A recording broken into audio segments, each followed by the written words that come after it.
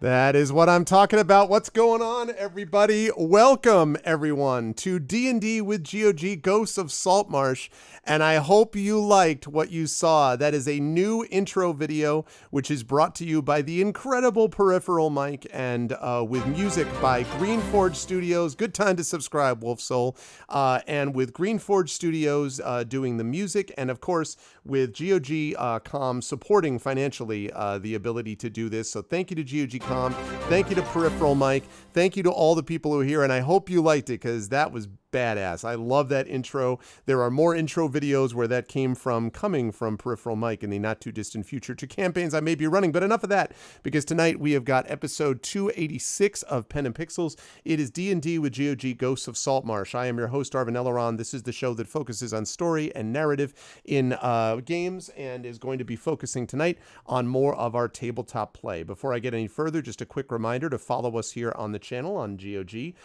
Please, if you haven't already done so. Oh my goodness, they're all just subbing. I think I got a resub myself that I've got to do. I'm going to have to check that out and see. But welcome to all the resubscribers, including the aforementioned Peripheral Mic.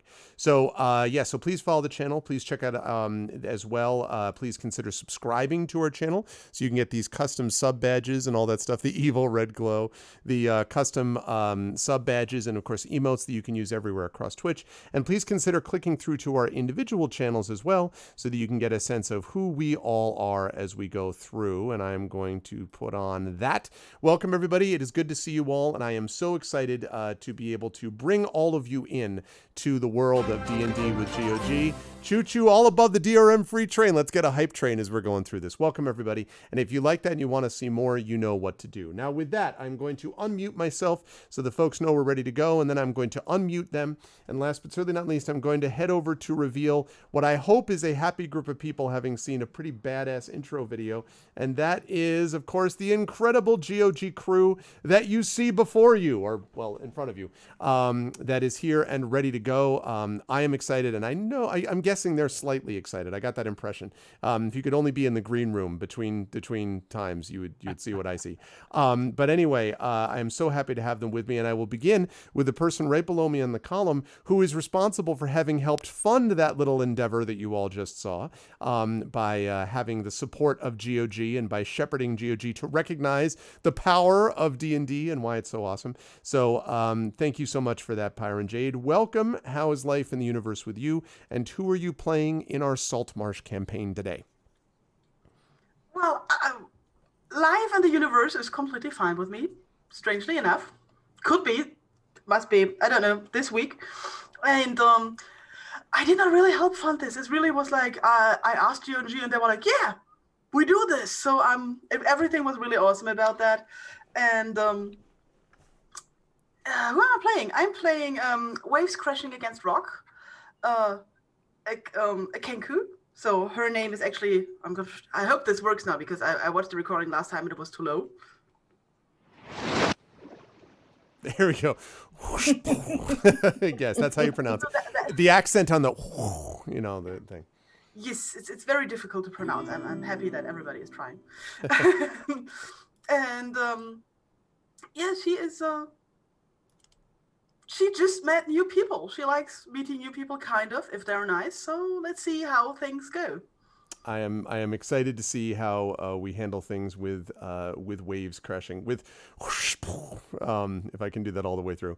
Always a pleasure to have Byron Jade with us. Also always a pleasure to have Darksaber 2K with us, who despite fighting off the battle of ill feeling and everything else, is still ready to go and has shown us that there is a mask that he will be wearing for the rest of the adventure, every single minute of every. I'm just joking. That's not true. But is back with us. Darksaber, as always, thank you for Moobot and Dashboard. And how are you doing? How are you feeling? How's life in the universe with you, and who are you playing and all that good stuff? I am good. Quite groggy because I had my second vaccine yesterday. Yay for vaccine, though. People. Yep, get vaccinated if you haven't. If you've got the option to do it, do it. Yep, so we can get back to normal. So, well, as normal as the world seems to be. As normal as it gets. Yes, exactly. And I'm back once again playing Morthoil Gagonians. Returning in my long line of characters that I torture the DM with by making him pronounce Welsh. Morthwheel Gorgonian. I think what I just do a lot is just just to do a lot of and then hope that nobody notices. But it is a great pleasure. Oh, that's awesome, Effect Life. Good. I'm glad we're getting there. But I'm glad to have Morthwheel back with us, and of course Morthwheel, who is kind of an insider's outsider or an outsider's insider to this town, having been here, but also having to deal with certain bigotries and all that. But we're going to talk more about that as we go through. Always a pleasure to have Saber with us. Also always a pleasure to have this dude in a bandana. I mean, by which I mean someone who has dressed for the occasion, has dressed for the part, and who is responsible for that badass video. So just again, public shout out, public applause for the amazing and awesome Peripheral Mike, who is cosplaying and did some amazing work. So chat, if you like that video, let him know it, because it was pretty awesome. Mike, great work on the video. How are you feeling and doing? You want to talk a little bit about your new cosplay experience and all that stuff, and who are you playing in the session day? Yeah, so the world is treating me really well, to be honest with you. I am incredibly busy with several different projects, as well as the ones that yourself and myself are working on, Mr. Elleron, but also some different projects for different people. Can't really talk about those right at this moment, but check out my social media at Peripheral Mike on Twitter and Instagram, and you'll find out all about it in the coming weeks. However, cosplay, yeah. So I've been watching a lot of cosplay reels and TikToks recently, and I'm just like, yeah, that looks like fun. And I completely blame those reels and TikToks in regards to me actually going on Amazon and going, elven ears, let's just get that. And my God, I've forgotten how bloody warm it was with hair. I cannot tell you how warm it is. I'm not quite sure how you people do it. I really don't. But we'll see how it goes. So tonight I'm playing Silvo. I've forgotten his name now. Silvo Janus Betulus. I've stared at the names of our characters for so long over the last couple of weeks, they've completely melded. What is my name? What is my name? I don't know anybody. My name is Ananda. My name is Brian. I have this image of you from what's his face, the Doctor, who gets possessed by Loki in the Avengers, and you're just like, I've seen the future. Like, he's all grizzled and it's like his hair, his eyes, and everything. I've seen the future. Yeah, basically. Yes, so I'm playing Silvo Janus Petulus, a half-elven sorcerer who's been living on the streets of Saltmarsh for the last year or so and has become intertwined with these different travelers. He has his own agenda at the moment, and I'm sure that will play out during the session. Indeed, and I look forward to seeing how all that plays out, because it's been over a month for these folks, because we did it early last month and now we're doing it late in this month. So, but in any case, a pleasure to have Mike with us, and also a pleasure to have Ananda with us. And I'll tell you what, Ananda has fought through everything possible to be able to arrive at this moment. Listen, there's dedication, okay, and then there's literally just fighting off the slings and arrows, almost literally, to get here. Ananda, I don't even know if I should ask you how you're doing. I guess you're here, so you're surviving, you're alive and all. How is everything going with you, and who are you playing today? I'm surviving. That's a good term for it. But yes, as you can see, I had a minor accident last week. I'm fine. I was checked out at the hospital. But as has been said before, I fought the floor and the floor won. But yeah, I'm absolutely fine. I also had my second COVID jab on Sunday, so I've got a dead arm as well. But yeah, since we last played, I've also taken part in a really successful event with another team I'm in. We raised just over $80,000 for a mental health charity. So Nice. there is always something positive to look at.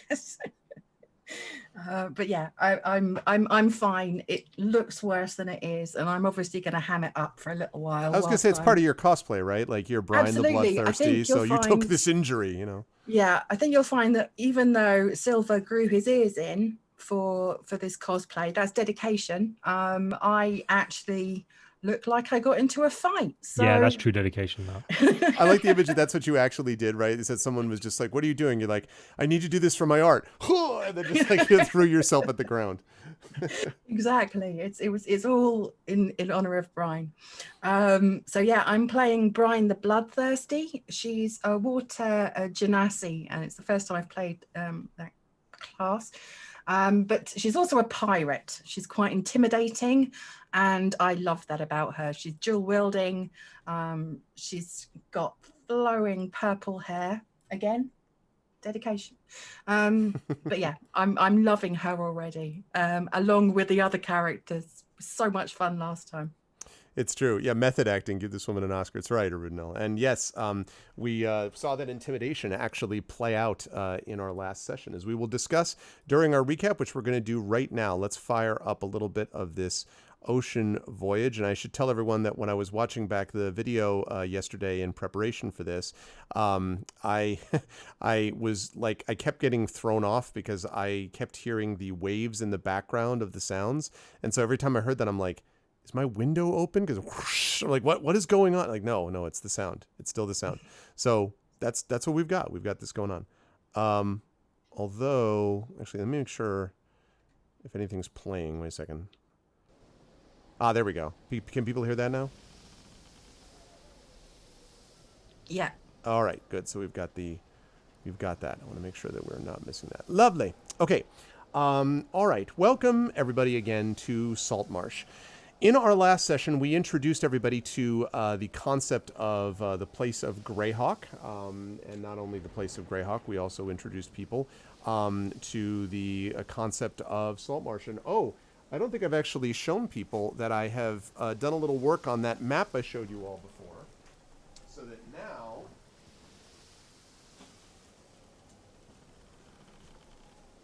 Yes, you should. now we have. Oh, I think he's got it backed. I think he's got it like mounted on something. I mean, he can't hear us, but we could be seeing It anything was, right it now. was framed. It was framed. So we now have the Greyhawk map in mounted form on full foam board. Hey, So nice. you can see this, and I'm going to be getting this hung up on my wall, and I'm going to have them put it in such a way that I can take it down and periodically show it, because I love this map so much. So we are dealing here with the Kingdom of Kaeland, roughly speaking, around, where's my finger? There, over there, okay. Around there, roughly speaking, on the map, right on the edge of the Azure Sea. And as we are in the process of dealing with this stuff, over there. As we're in the process of dealing with that stuff, I will tell you all that we are in the world not of the Forgotten Realms, but of Greyhawk. And so the Saltmarsh is itself a fishing village, although there's a lot more stuff going on in this fishing village than you might expect for something of this size. We have, of course, people who are both insiders and outsiders to this group. The two so-called natives, by which I mean people that have lived here for some period of time, are Morthwheel and Silvo. Morthwheel, of course, has lived here for considerably longer, but as a dwarf, Morthwheel has sometimes found himself at odds with some of the human residents, and there has been a little bit of back and forth on that discussion in terms of cultural and racial exchange, let us say. Meanwhile, Silvo himself has lived here for, as we found out in our last session, for a little bit over a year, but is not native to this place and is best known for being someone who lives on the streets trying to get some money and working, as we discovered last session, for a group of, for several criminal elements known as the Viper Sisters, basically doing it to try to make some extra coin. And we'll see what the impact of that is going to be going forward. But Silvo, again, also not really native to this. And then we have Waves crashing against rocks, who has just arrived and is looking to make fortune, but also is looking to kind of find a flock, as we found out about last time. Waves was very excited about the prospect of actually having a new flock that she could spend time with, and Brian the Bloodthirsty, of course, who intimidates everyone through her presence. This is well known as being a place close to the hold of the Sea Princes, the pirates of the sea, and Brian has a reputation as a particularly, not Brian the Pleasant, right? It's Brian the Bloodthirsty, and so being a particularly dangerous pirate. Although we also know that Brian does not like bullies, and that came into play when, as the party gradually was beginning to introduce themselves to each other and meet each other, there was an incident outside of the tavern in which Hack, the leader of a small group of people known as the Traditionalists, was facing down two dwarven miners, basically telling them, get out of town, stop, polluting our, stuff, Saltmarsh for Saltmarsh, that type of thing. And that was then put to a stop by Silvo, who stood with the dwarves. The rest of the party came out, Morthwill basically yelling at them from a distance and making jokes about their moms and stuff like that. And most of all, beyond that, Brine, who with two scimitars drawn basically said, back the bleep up because, you were in the wrong place to be doing any of this, and successfully intimidated and got them to basically back off. The Traditionalists left. The Hack basically said, "You haven't heard the end of me," basically, and departed, and the dwarfs thanked their rescuers.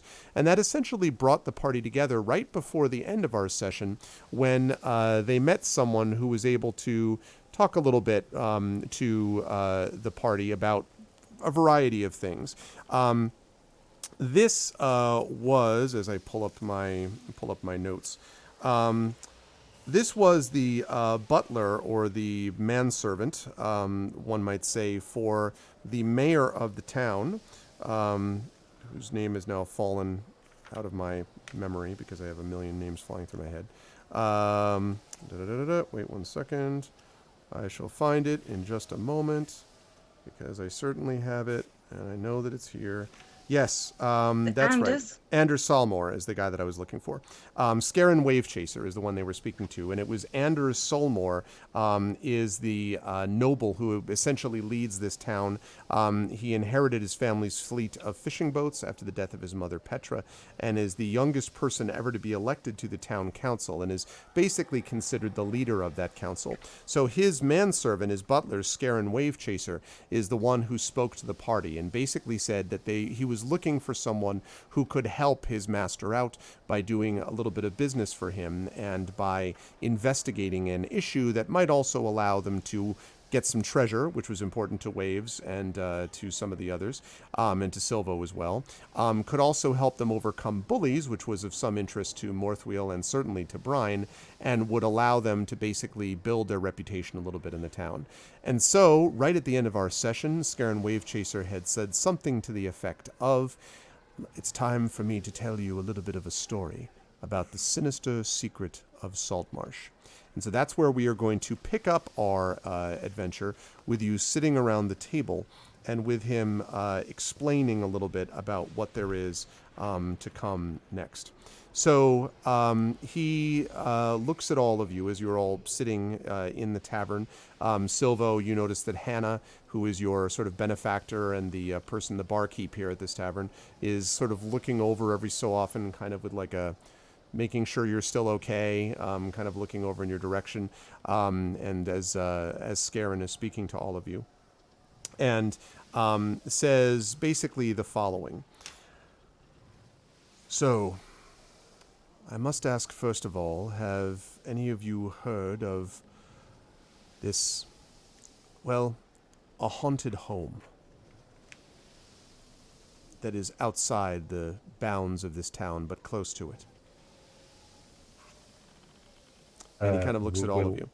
Will I have heard of this haunted home? I would allow both you and Morthwheel to make history checks. I don't think Waves or Brine would know this, but Morthwheel almost certainly will have, I think. This probably isn't going to go well.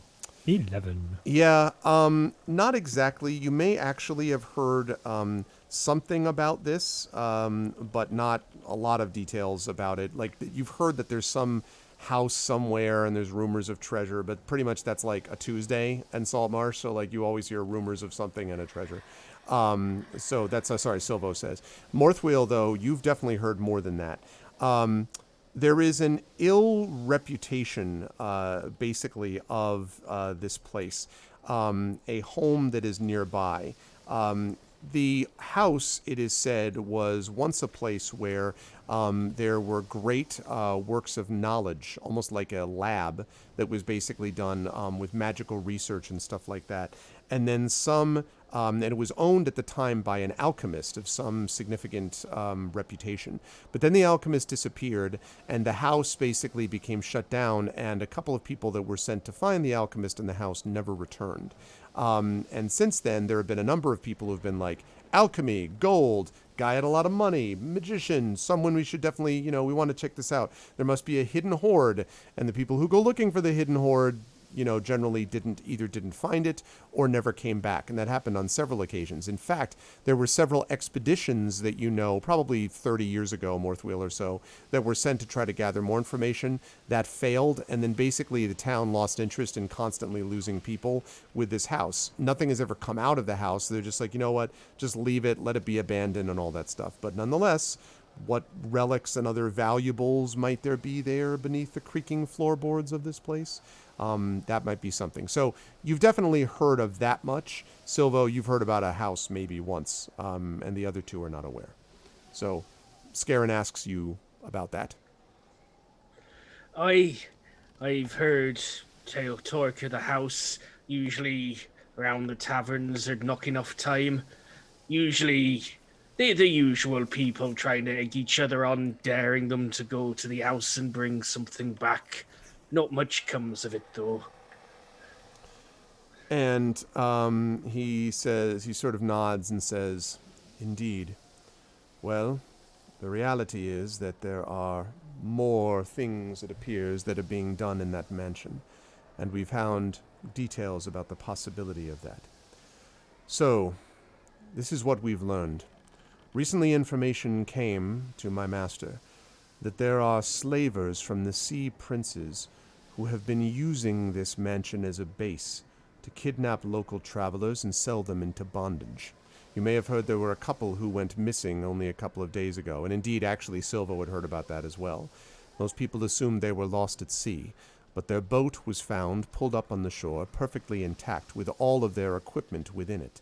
The only things that were missing were the people themselves. Following up a little bit, we've discovered that it is possible that this has happened on multiple occasions to people up and down the coast, and indeed many in the Azure Sea may have been lost to this base. You know as well as I do that the Sea Princes have been growing more bold of late, and his eyes, Brine, kind of flicker over to you for a minute. You're not yourself a Sea Prince, but as a pirate of some standing, you sure as hell have had your run-ins with them. And so his eyes kind of flicker over to you and then back to the rest of you, and he says, so, what we want you to do is to find out if it's true. If we send anyone from the town, it's likely they'll do what they've always done before. Wait and ambush, or to go to ground, and we'll find nothing. But the four of you, who are not particularly well known, except for Morthwheel, I suppose, the four of you are going to be going with certain advantages. Two of you won't be known at all to those within the house, or at least I don't think so. Brine and Waves, and he nods at you. And the other two of you are going to be considered not particularly threatening. You, for example, Silvo, will be mostly known as, well, if you'll pardon the expression, someone who lives outside the usual social order. And as for you, Yeah, I've been Morthwheel, called worse. and he says, and as for you, Morthwheel, perhaps They might know you as a shipwright or someone who's worked down at the docks, but certainly they wouldn't see you as an adventurer or someone who's likely to cause them any threat. That means you might have an opportunity to explore the house and find if, indeed, there are those being enslaved within that place, and if so, if there's a way that we can shut that base down. All I really want you to know is to find out whether or not it's happening and report back to us. I don't think you'll have the ability to be able to take down a whole group by themselves, but any information you can give us would be of great value, and it's the kind of thing that would allow us to, perhaps down the line, have an effect on the way that the town conducts its business and on the way that pirates view us, not as a ripe fruit, but as a potentially poisonous apple. I would prefer, and my master would prefer, that we be more poisonous than otherwise. And he falls silent. Those of you might have realized that at the mentioning of slaves, waves crashing against rock visibly tenses and flutters a bit, like raising her neck feathers, and looks very intent at this man telling the story. And for everybody in chat, just saying, Kenkus cannot talk really. They can only repeat stuff they have heard, so you might hear strange voices from time to time. That's me talking with the voice deck here. I'll try to move my lips and make it obvious when I'm doing, but it might still be a bit confusing. I'm gonna turn and like just put my hand on Wave's shoulder and go, shh. It's okay. Don't worry. We'll sort this. It's fine. Saren, do you know or have you had a report as to maybe if there is a name on the ship or a distinguishing flag for the Sea Princes that I might recognize? Well, I don't know if you'd be able to recognize them or not. The information we have is fairly limited. The boat that we discovered, sadly, were from people that were out of town. But for the Sea Princes themselves, and he goes and looks, and he draws from within his cloak something which I'm going to grab right now because I totally have it on my cloak.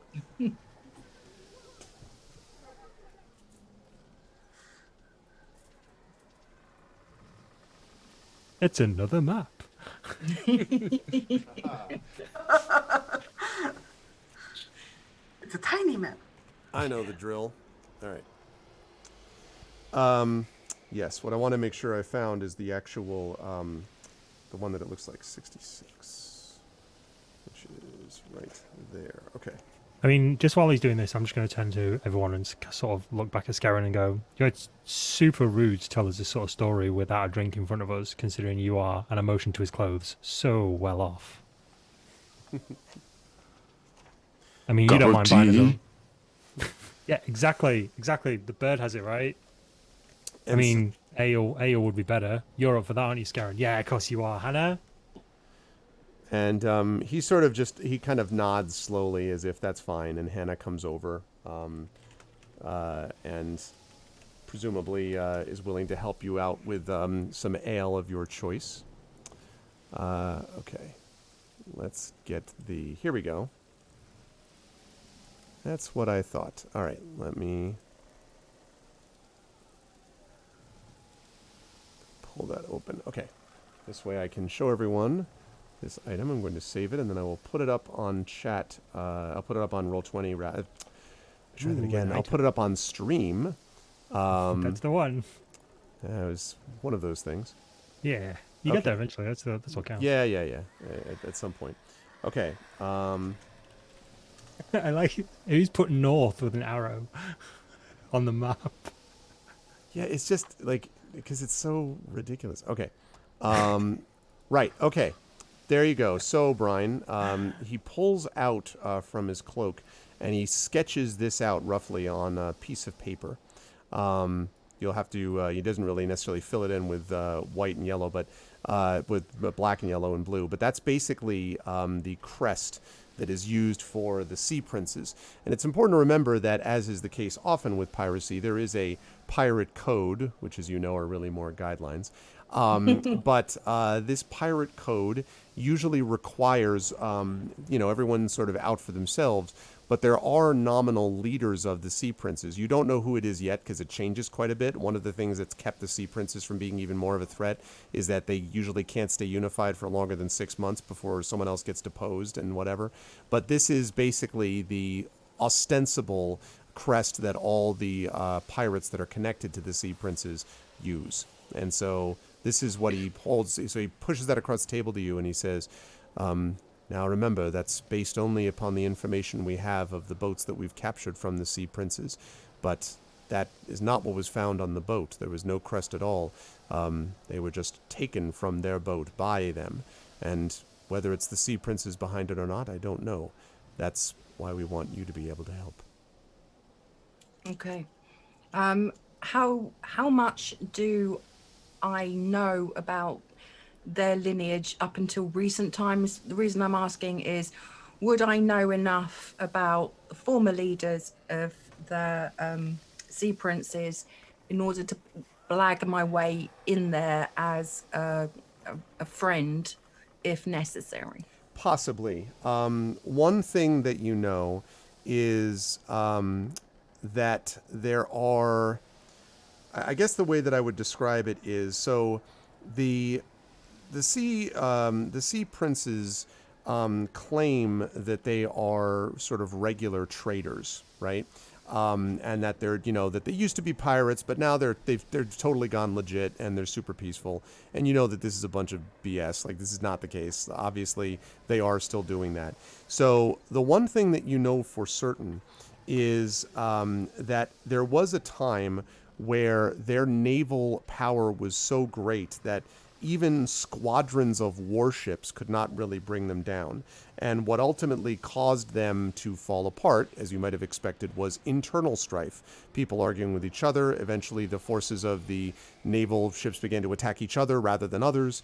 And so you know that they have great, great reverence for their naval past. Thus, talking about their sort of naval supremacy is, not that they're going to be immediately like, yes, whatever you say, but they certainly, that would make them think more favorably of you. Conversely, making reference to, I remember when you used to have something, it's too bad you're down to a bathtub now. That kind of thing is probably going to get under their skin a lot, because the one thing that held them together was their common pride and their naval prowess. So that sort of thing would be a way to insult them. Referring to their naval ability would be what you know beyond that. Other than that, the sort of most recent stuff that you knew was that they were ruled by someone who was, the capital was Monmerg, and it was the Prince of Monmerg, who was, official title is His Royal Highness, ruler of the Azure Sea, captain of all fleets, blah, blah, blah, blah. The problem is that the Prince of Monmerg also changes to different people depending on who happens to be up at the top. So last you heard, the Prince of Monmerg, maybe 4 or 5 months ago, had been deposed, and a new Prince of Monmerg has jumped in place. So that's basically what you know as of late. Okay, that's great. Without I will obviously relay this to the team in as much detail as I can muster, particularly bearing in mind, obviously that I can't remember verbatim exactly what you said. So Basic ideas are fine. Yeah, you get the gist. Oh, it sounds super stabby where you come from. It has been a little stabby in the past. However, the way my captain ran the ship is we didn't take any nonsense from bullies. That is where most of my reputation comes from. Oh, I'm sorry, what? You had a captain and a ship? We did. I'm an Okay, we're going to have to actual- circle back to that when we're done with this. That's amazing. No, I have since left the ship. The captain has since retired, which is why I'm foraging my own way in this world. Silver leans back very slightly with his drink. So, when you say retired, do you mean retired or like retired, like you retired your captain? I did not retire my captain. I respected my captain. My captain Oh, okay. raised me from a small child and taught me everything I know about the sea and everything I know about fighting and everything I know about respecting my crew. My captain is very much alive and enjoying the fruits of his labor. It sounds like a rare thing in your industry. I got to be honest. It is kind of rare. It did benefit him having me on the ship. So good to know. Less stabby in the stabbiness community. Good, like that. We're going to come back to that whole ship thing, though. There's a lot of stabbing, but you just got to make sure you stab in the right direction. Good to know. Right. I look over at Morthwell. I'm standing behind her. Well, you wouldn't fit behind me. You on this? Sarah on the bird. Both of them have got swords. He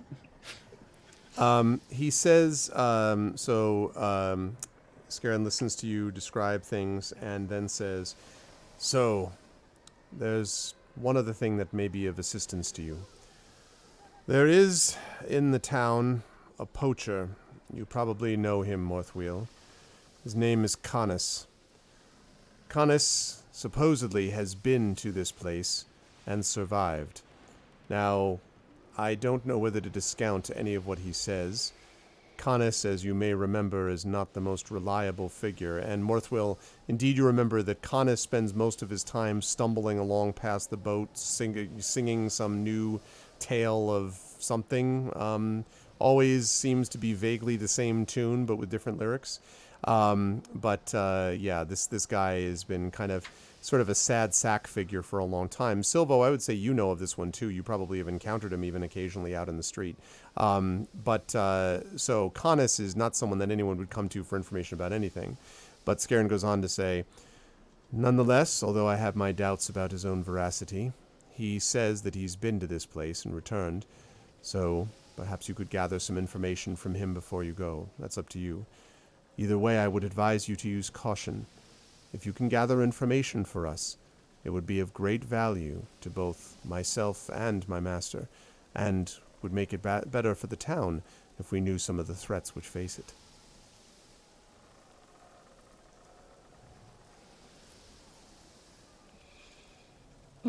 Okay.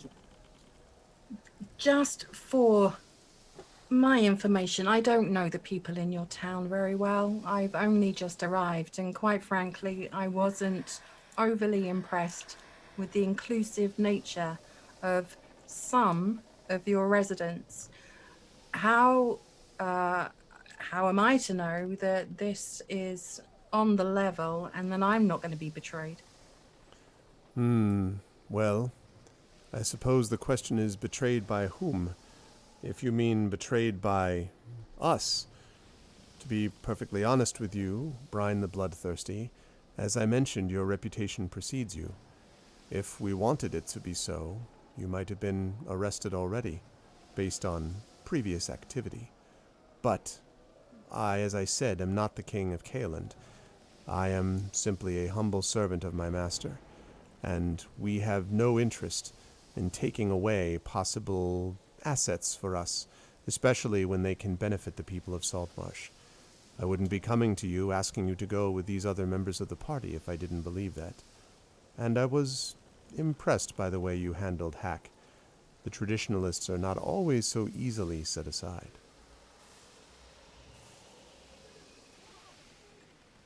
I know you don't know me from Bacob, but these fellas usually try and do right by the town. Just so I know, is sorry, I keep having to turn back the page to find out your name. Is Saren? Is he human? What's his appearance? Yes, he is human. He is, I would say, maybe early 40s.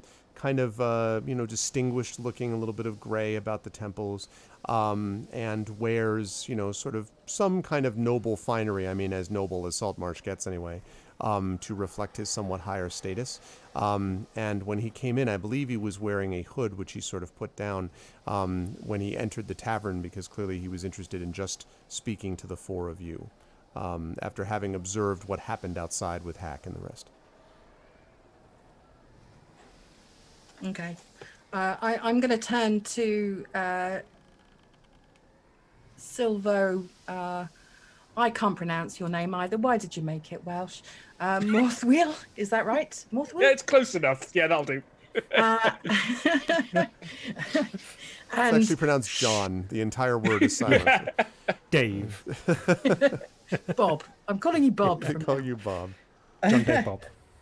And I'm just going to turn to the rest of the table and just kind of raise one eyebrow and wait to see what their response is from this information. I put my ale down and say, so how much and for what specifically? You're asking this of... Of Scarron. Okay. So, Scarron says... Whoops, I got the wrong... Hold on one moment. I have the wrong dice roller up. You will receive 1d4 dice each. Yeah, exactly. No, wait, 1d6. Final offer. Frick. Right. Okay. That might be right. Or is it that one? Okay, I don't know why it's doing that wrong. Anyway. Yeah, it shouldn't be doing that, but never mind. So, he says, well, my proposition would be this. If you're able to successfully retrieve what is there, first of all, anything you happen to find within the haunted house, you may keep freely. Secondly, any extra information you can bring back to us. If you can bring back information about the slavers and whether they are, in fact, the Sea Princes are operating out of this house, then I'll be able to authorize 5 gold pieces for each of you on your return. And furthermore, you will have the favor of the town, and specifically the town council, and that, I think, would be of some benefit to those of you who have not found favor here, so to speak. And he sort of pauses and then says, if, of course, you're able to bring an end somehow to the operation, if there is one, then the reward would be significantly higher, probably double the amount of gold, let us say. But I want to caution you, they are probably quite dangerous, and I don't want you to take unnecessary risk. Just the information knowing that they're there and operating would be of great value to us. If you can, of course, rescue hostages and do the rest of that along the way, well, that's much appreciated. So, and I look at the rest of the table. We go, we scout out a potentially haunted house for potentially dangerous slavers. We come back with information, and you give us a nice little pouch with 5 gold pieces in each. Ooh, we're so pleased with this. Or we go to said haunted house. We dispose, and I kind of make eyes at Brian then. Snappy. Of these slavers in a potentially haunted house, and we come back and you give us a bag with 10 gold pieces each in. Is this correct, Mr. Wave Chaser? I would say that's about correct, except again, the favor of the council will be significant, I think, for you and the others. Well, that's cool, but the favor of the council doesn't buy me food or shelter. So you talk 15 gold pieces each for scouting, 100 gold pieces each for doing the deed, and the favor of the council either way, and we can probably do you a deal. So he I kind look of around the table to see if anybody argues. After hearing the 100 gold pieces, Morthil starts coughing on his pipe smoke. he sort of he sort of raises an eyebrow and he says, I admire your ambition, but as Thanks. you probably know, Silvo, from having spent some time here, you might have difficulty getting 100 gold pieces from most of the residents put together. That's true, but Mr. Anders is not most residents put together.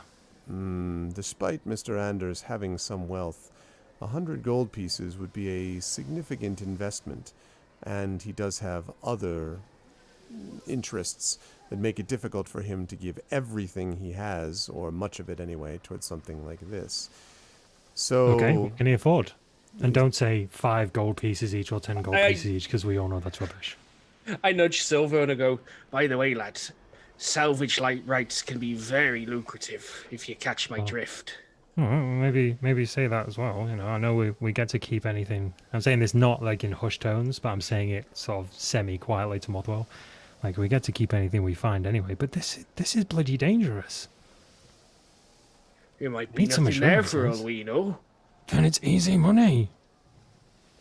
Well, it can't be easy money and dangerous, lad. Well, either way, if it is dangerous, we want compensation. We want danger pay. I'm not going into a haunted house with potential slavers in there. I don't think it's a haunted house. But it might have slavers in it. They might have swords. The more often the word slavers is mentioned, the more nervous Waves crashing against rocks seems to get. I don't think I'm sat next to Waves, so I can't comfort Waves. I've still got my hand on Waves' shoulder, and I'm sort of like I'm reacting to her reacting to the word slavers. It's that as opposed to, I mean, when 100 gold was mentioned, Brian kind of looked up with one eyebrow raised, like, yeah, I've seen bigger. However, when slavers are mentioned, my grip on Waves' shoulder kind of just tightens a little bit. Waves just points towards the door and says, "Attack the objective!" I love that soundboard. Karen is like kind of,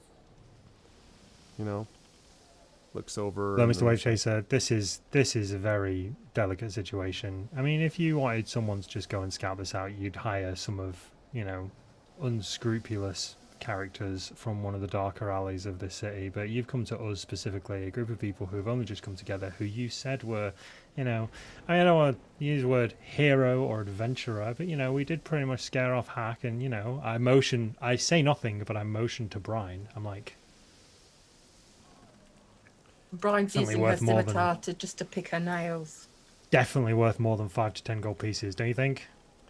And he says, unfortunately, this is what I'm authorized to do. And I should say that at the opening of your time spent in the town together as a party, one needs to walk before one can run. Giving you that much extra would be, let us say, premature.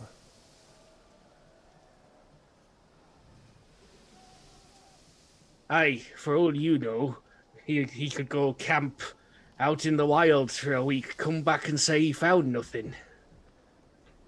It's true, but I have a suspicion that there is a kind of, and he kind of peers at all of you, moral compass. I think what we saw outside is that you are willing to do the right thing. Thus, to do the right thing for the right amount of gold. Well, keep in mind that you'll be able to keep what you find there, and that is even more gold for you, theoretically.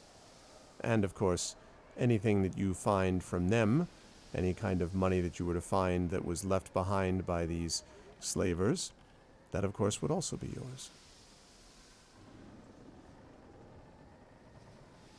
I'm interested in information. If we do this for you, I would like access to all of the historical records for the last 50 years from this town. And I believe, actually, we in the last session, he did agree to that, basically, Brian, that he was willing to give you that information. So, yeah, he's like, yep, he's on board with that. Excellent. Mm-hmm. I'm gonna look at Silvo, who is still busy negotiating. Yeah. I'm not gonna stop this from happening. I'm not gonna prevent you trying to bump up the price. I'm just gonna turn to Silvo and say, just 1 second, and then I'm gonna turn back to. I need to write your name on a different page, so I don't have to keep turning back to go and read it. Saren, do you have a map of this location? And he says, sadly, I don't. There's been so long that anyone's actually been in there, and the alchemist himself was supposedly broadly suspicious of strangers, and thus didn't let people in to actually see what was inside the place. But supposedly, if you can find this Canis, he'll be able to give you some information from having been inside. Although, again, I must warn you, Canis's imagination may somewhat outstrip the reality. In any case, he's the person who was last inside, might be able to give you more of a sense of what you'll find when you get there in terms of the layout.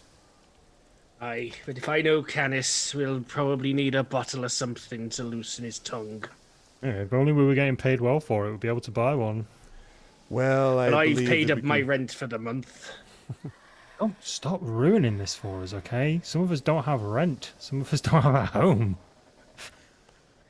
He says, Silvo, I am aware that your monetary situation is difficult, as you've made quite clear.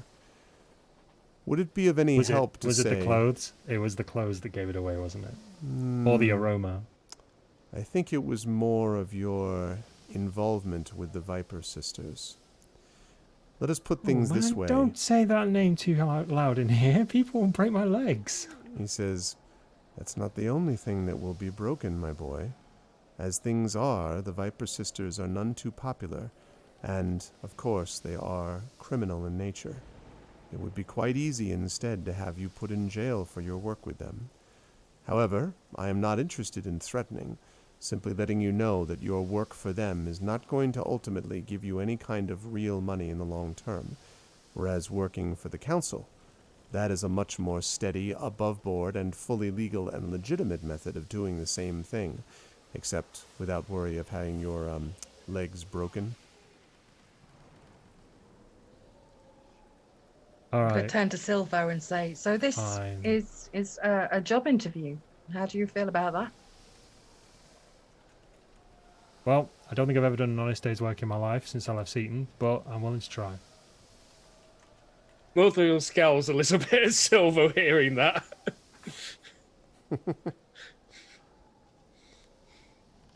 Hey man, not for want of trying. I mean... Waves, stretches her hand out towards Sarin and says, I agree. And he nods and he says, very well. Morthwheel, Silvo, Brine, what say you? Okay. I agree. I can't in good conscience ignore people who may need rescuing. I always thought deep down, Morthwheel, that there was more than just the heart of a shipwright within you. Good. I'm glad to hear it then. The four of you are under our commission.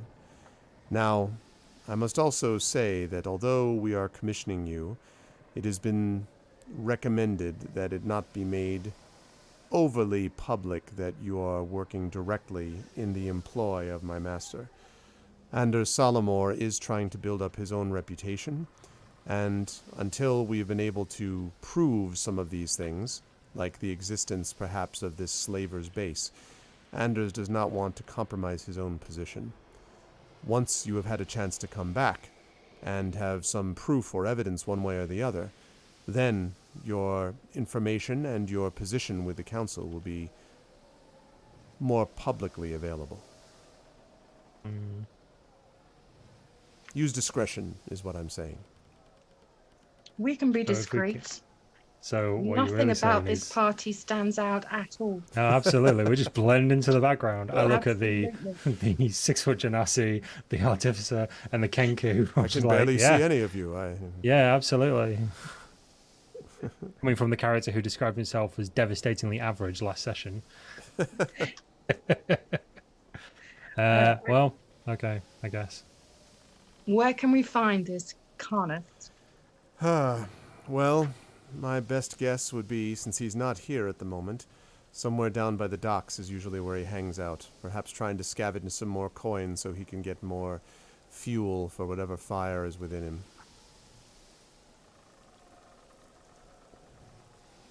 Okay. Aye, well, coin's a bit of a problem for us at the moment, but if we have a bottle or something, I reckon we can loosen his tongue. And he takes out a bag from his belt, and he dink, dink, dink, dink, taps 4 silver pieces onto the table, and he says, "Consider these costs towards your expenses. You can use those as you will. Perhaps you can even save up for them and put them into an account somewhere, Silvo." And he kind of looks over in your direction. I just give him a very blank look. I take my coin. Okay. I take my coin too. Blank look, but Yeah. Brian and Morthwheel, do I Solid. assume you take yours? Yeah. Yeah, absolutely. I'm putting it down my boot. Okay.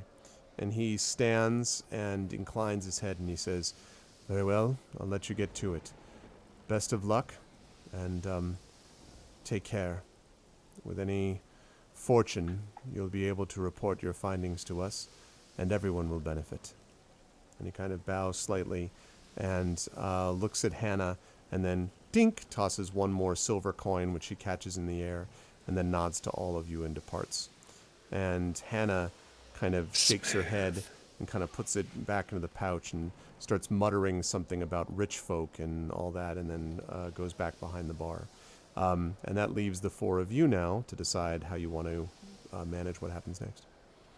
Cool. Can I just say at the table, I just got to go take care of a thing. I'll be back in 2 minutes and leave because I want to catch up to Mr. Wave Chaser Okay. outside.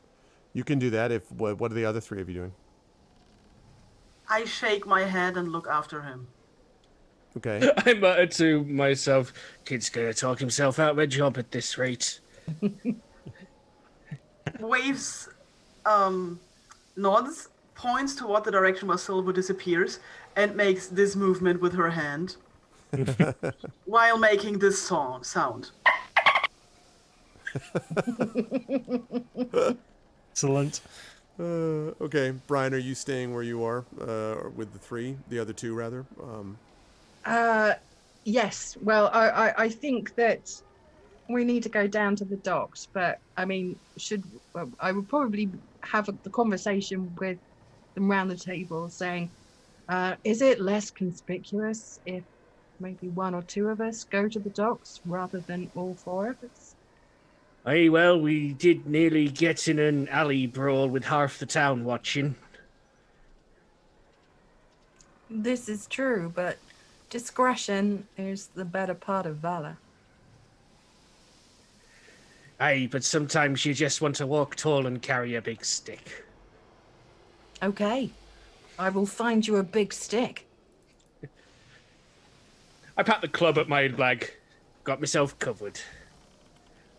That's a big stick. Okay, all right. Well, in which case, I'll wait for the others to get back, and we can head down to the docks together. Okay. All right. Well, then we will quickly jump to outside, where you are chasing after Wave Chaser, ironically, and get there pretty quickly after he leaves. Although you're doing so in the street, and there's a few people that are passing you by in either direction, Silvo. So you catch up to him. Okay. Mr. Wave Chaser, can I have a second of your time? He looks back Just at before you you and he leave. says, "Is there anything that we missed already, Silvo?" Yeah, no, I'm sorry. So there's just something I wanted to cover off with you. And I look around a little bit. So my time here hasn't exactly been, above board and above the law. So I may have been doing a few bits and pieces of work for people who may or may not be wanted. I'm a criminal, basically. So I want to know if I can get that removed, if I'm on the side of the council. I mean, I don't mean to be quite so blunt with you in there, but sometimes you have to put up a good show, especially with people who you don't know. But I've kind of seen you around town a little bit. I know you're important, so I'm wondering if I do this thing for you. Maybe if I become a bit of an asset, then I'm working for the right people. You can kind of make some of the work I've done in the past disappear a little bit. And he puts his hand on your shoulder and he says, well, I'm glad to see that we understand each other. Now you're thinking more about the future and not simply where the next gold coin is going to come from. Yes, I'll see what I can do. If you're working for the right people, then it means that, by definition, you are now within the bounds of the law. We'll see if we can make that happen, but I would say that it's likely, yes. And certainly more preferable to continuing to work with your previous employers. Yeah, I agree with you on that one. Thank you. And he nods and then takes his hand off your shoulder and turns and leaves as you head back to the tavern. Yep. Silvo, I want you to make a perception check for me as you go. Okay. Perception? Passive or normal? This would be normal. Yeah, it's just a regular perception. Okay, regular perception check. I'm not on roll 20. There we go. 13. Okay. So, just adjusting on this awesome overlay. Okay. You get this vague sense of, I think the way to describe it would be unease, Silvo, as if you were being watched. You look around and there's nothing obvious. There's no like eyes from the alleyway or like whatever. But it's just, you just get this vague sense like something or someone is watching you, and it's a little troubling, would be the way to describe it.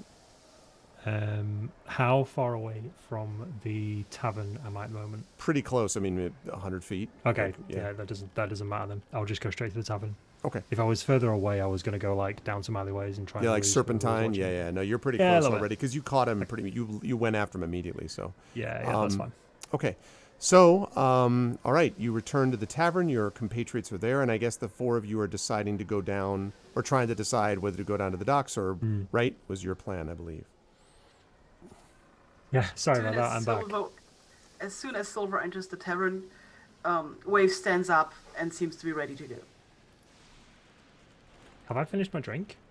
Have we all finished our drinks? You could have. I drink the rest of my drink. Okay. So are we going straight to the docks? Yeah, I'd like to try and find. I'd like to speak to Silvo and Morthwill and say, is there anything that we should be aware of when we're heading down to the docks? I've seen one bit of trouble in this town already. Oh, hide your gold. Some of the folks don't like outsiders, and of those, some of them like non-humans even less. So I point to both Brian and Waves, and I go, so you two are going to fit in just great. We are not going to stand out at all. Oh, ha ha ha ha. See? Well, like you saw with Hack, if you stand your ground, you get in a fight. And sometimes that's the way it goes in Saltmarsh. Well, and as I speak, Brian kind of stands up, flexing a little bit, and then draws both scimitars and kind of like chinks them together a little bit so that they spark a little bit. Mm-hmm. Just like, well, sometimes you've got to be ready for some kind of trouble. And then she puts her scimitars back. Morthoil taps Brian on the shoulder when she does that. He goes, you know, that's really bad for the blades. I've got a whetstone. It's fine. I'll keep them sharp. Like, I don't think that's the worst thing she's done with them. I didn't hear I that. I just said I don't think that's the worst thing she's done with them. You're absolutely correct. You are going in front, lady, without a shadow of a doubt. Okay. Well, yeah. I'm flexing. I don't mind going in front. I'm turning around to Morthwell and say, but I don't know where we're going. I know the way. I start to head out the tavern and shout over my shoulder, don't forget... Oh, what happened to my webcam? That was weird. Seem fine? Okay, on my side. It just suddenly zoomed in massively. Oh, okay. No, Well, yeah. that's why. So, suddenly say, like, ah. The camera zooms in on Morthwell. Don't forget to grab a bottle or something. We'll need it to loosen his tongue. I go to the bar and say to Hannah, "Have you got a bottle of something nice that what is his name? Hannes. Has covered with that silver he tossed over to you?"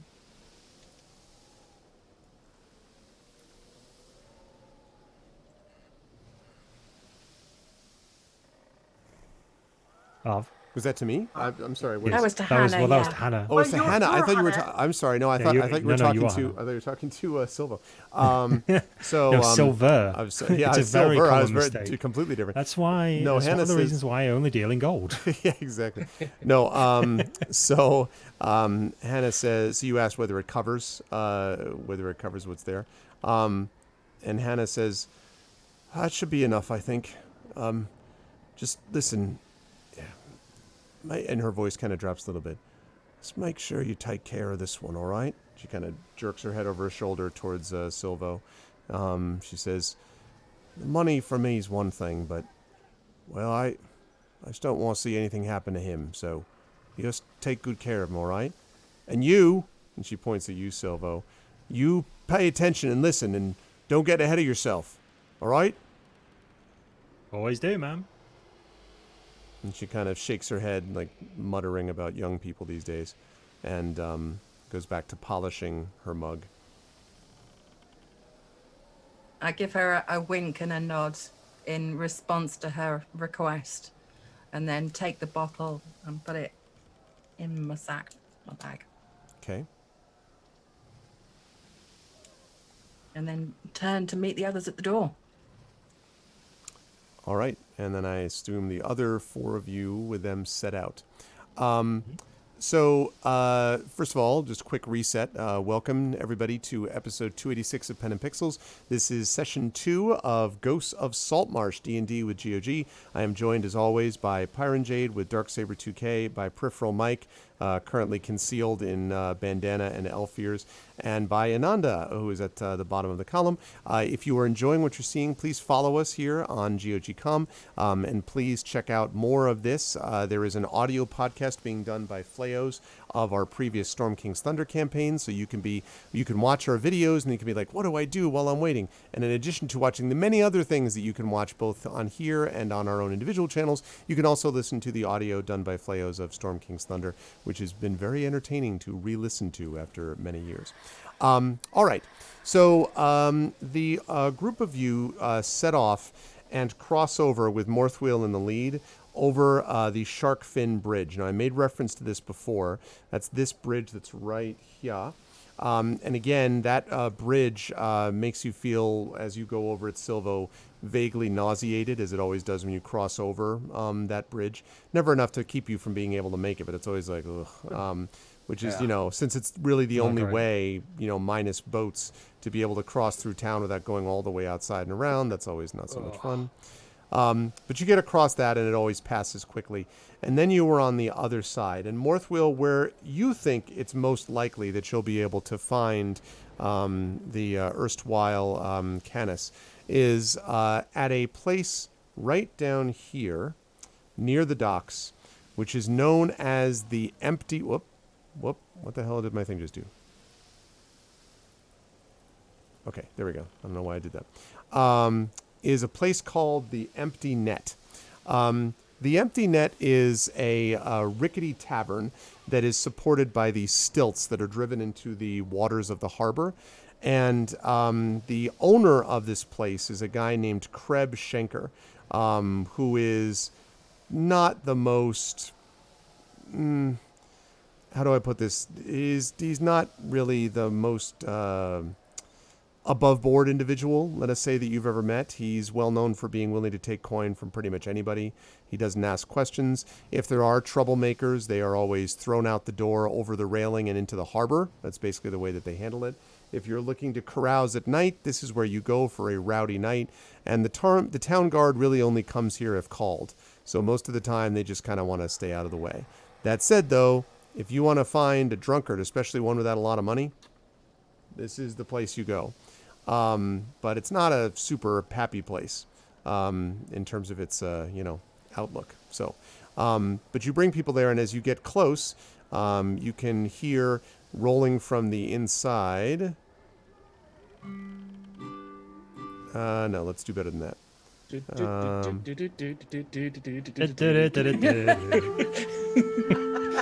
Nope, not good enough. You'll never find a more worse. All right, let's go with this one. There we go. So you hear this coming out of the outside, and you can hear the people sort of yelling and laughing and sort of talking to each other, and wow, you're burning. And occasionally you hear what sounds like punching noises, and then every so often you see the entire building rattle a little bit as if someone's being thrown against a wall, and then stops again, and so it's just another night at the empty. Another random Tuesday at the empty net. It's not even really it's not even evening yet, but it's always happy hour somewhere, right? So they are inside. The patrons are inside, apparently having a good time, and you see it from there. So, as you come up to it, Morthwheel, you see what's in front of you, steps leading up to this place. Do you want to say anything to your party as you go through, or just walk in and good luck? Seems busy. Must have come in with a bumper fish crop.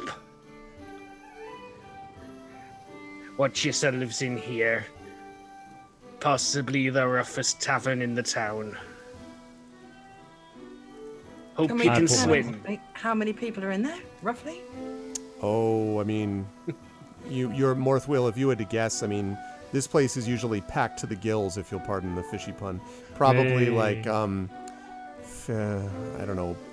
You could probably, legally, there shouldn't be more than 20 in this place. Actually, probably about 50 is what usually fits in there.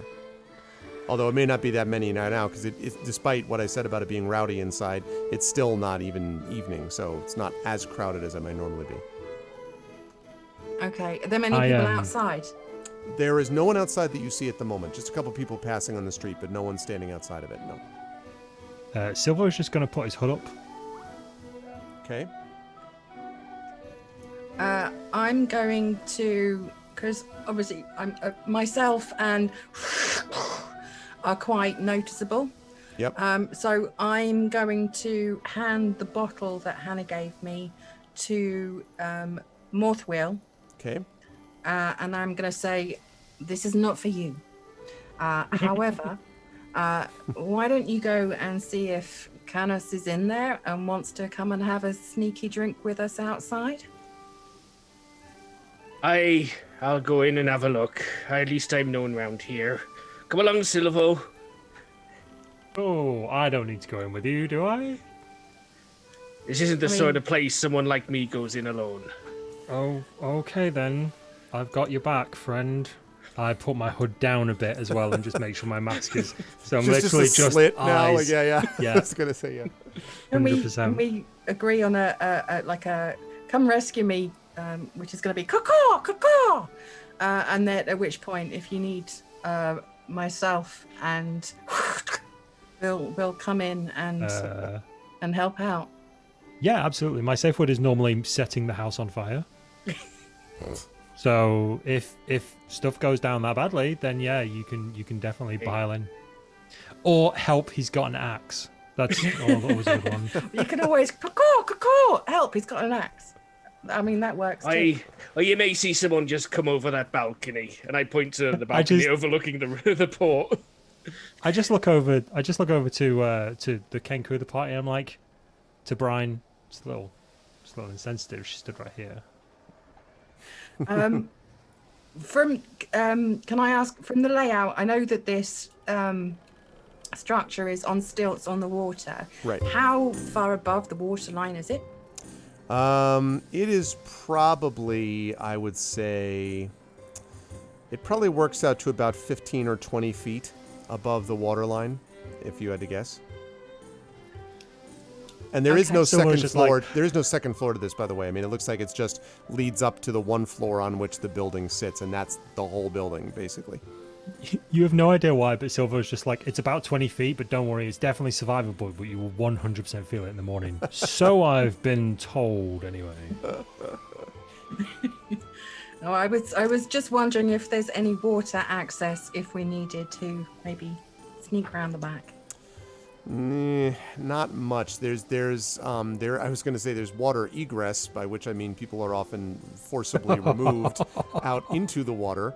But up from the water, no. There's not even like ladders leading up from it. I mean, I guess theoretically you could climb the stilts, but it'd be a little weird and very obvious that you were climbing the stilts and then like trying to crawl around the floor of the building to get up to the. It's not really Not accessible subtle. like that, I'm afraid. No, that's fine. That's why I was asking the question. Yeah. But yeah, okay. If Silvo and Morthwheel are happy to go and maybe entice Canis out with the promise of some fine cherry brandy or whatever is in Yes, this bottle. Morthwheel is very happy to do that, and I'm very happy to follow Morthwheel. Okay. Now, while you were doing that, so Waves and Brian, are you just going to like stand on the street, or do you have a thought about where you're going to be while you wait for them to return? Somewhere where we're in earshot, but not like standing out in the open looking at our fake timepieces. Okay. We're gonna look busy, but in like a shadowy corner. You know, stand casual, right? Yeah, stand casual. Yeah, sure. Lean against the Casual. wall. Lean against the wall. Okay. Yeah. Lean against the wall. Look Okay. like we're talking to each other. We're shooting the breeze. I'm having a really in-depth conversation with Waves. Oh, I no. know, right? And Waves. You should And have Waves seen. is repeating everything you're saying. Exactly. Waves looks really quizzical at Brian, tilts her head to the side, and with like a question in her tone, repeats in Brian's own voice, "Caw, caw, caw." Do you need help? Can I help you with something? She shakes her head, but she seems like really puzzled what animal caw, caw, caw, caw is supposed to be. Indeterminate. It's one that we heard about. It's a legend that my captain told us about. It's a bird. It's a mythical bird that no one's ever seen. Except in a movie that I saw once. And so as they enter, as you begin to do this back and forth discussion, Morthwheel and Silvo, you enter to see.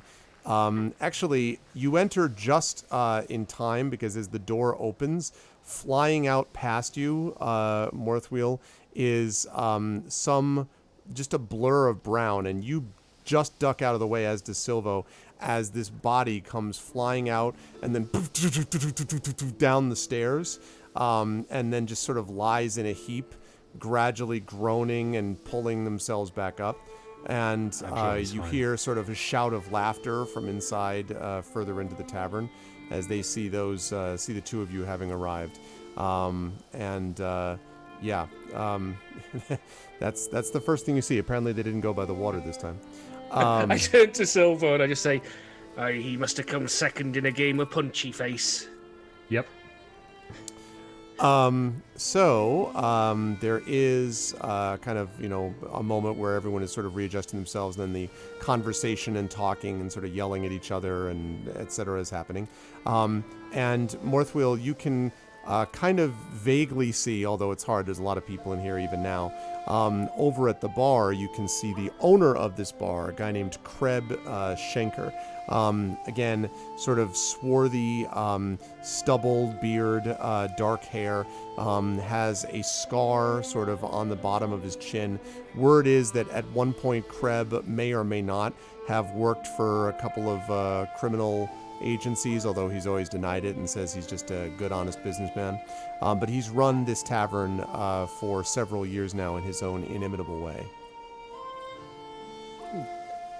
Morthwheel's going to head over to the bar.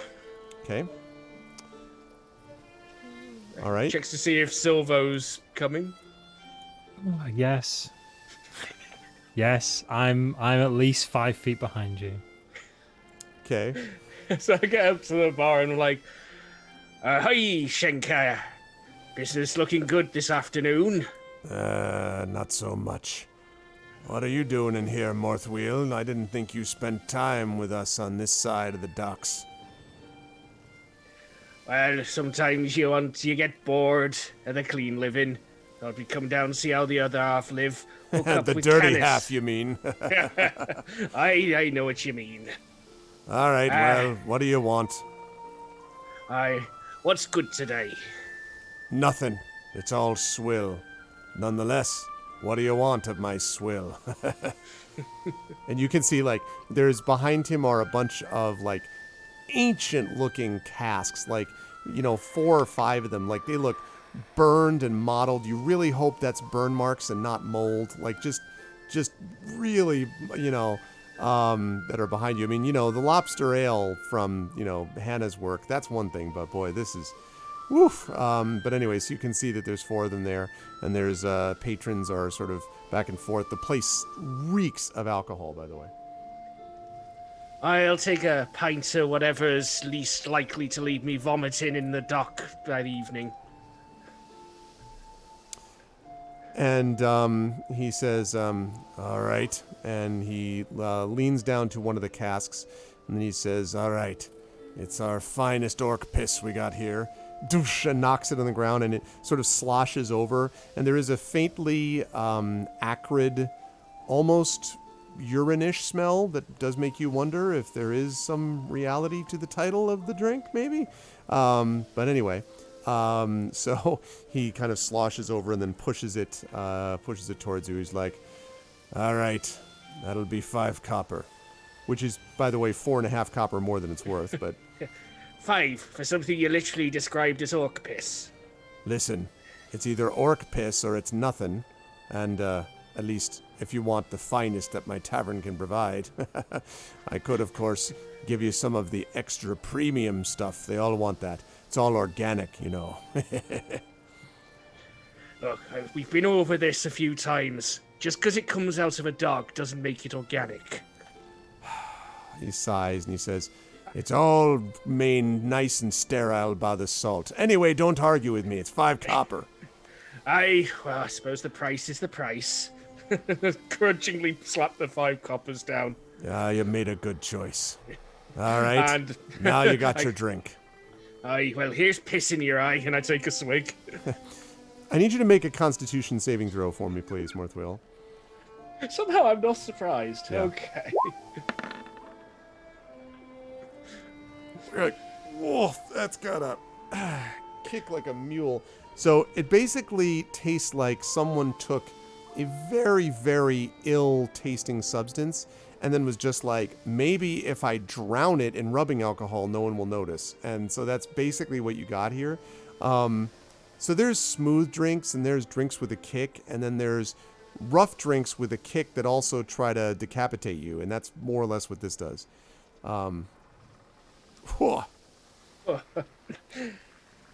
This is less an ale and more the idea of an ale, as described to someone who was deaf.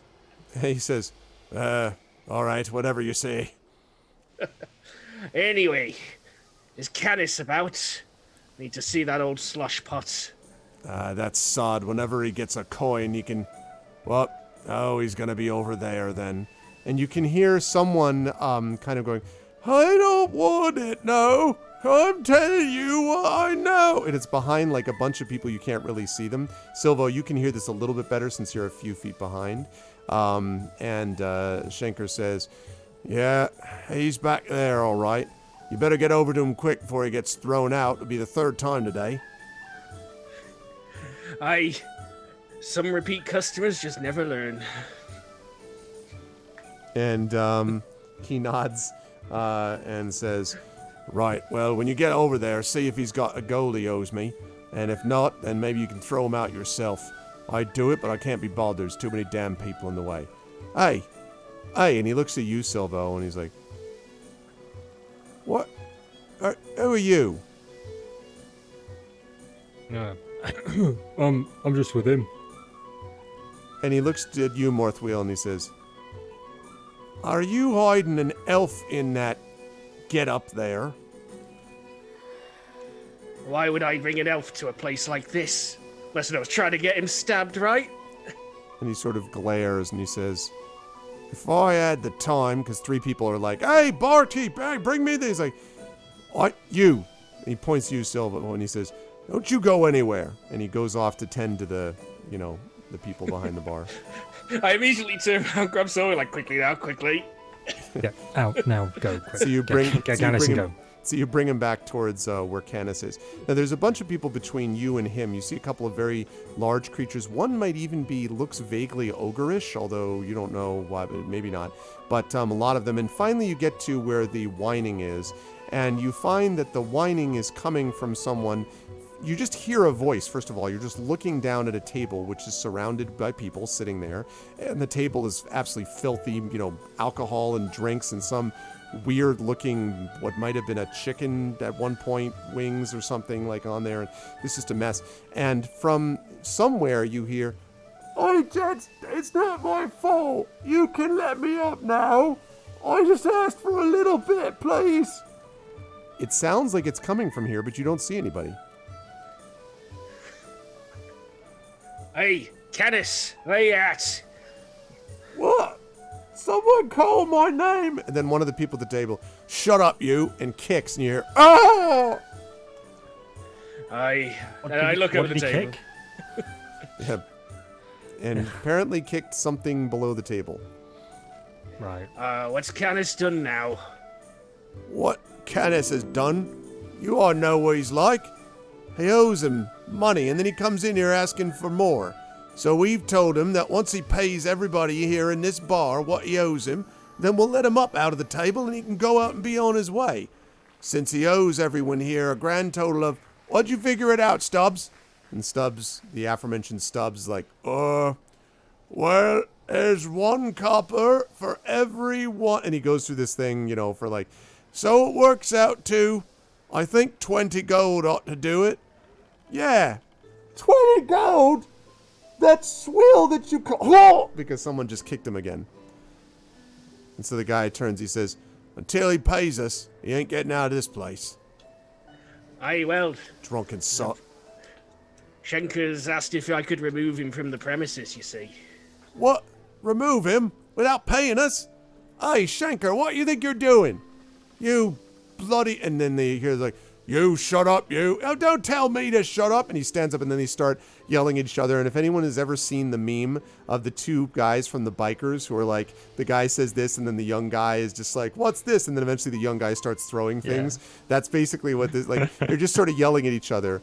"You shut up. It's my tavern. You'll be out by the water. I don't know." So they're like yelling at each other. Right now the people at the table seem to be looking up at the brewing battle between them. So what are these tables like? Is there room for someone to crawl out right now with the crowd maybe have shifted a little bit? Maybe, but you're going to have to move at least 2 people to give him room because their legs and feet are all around it.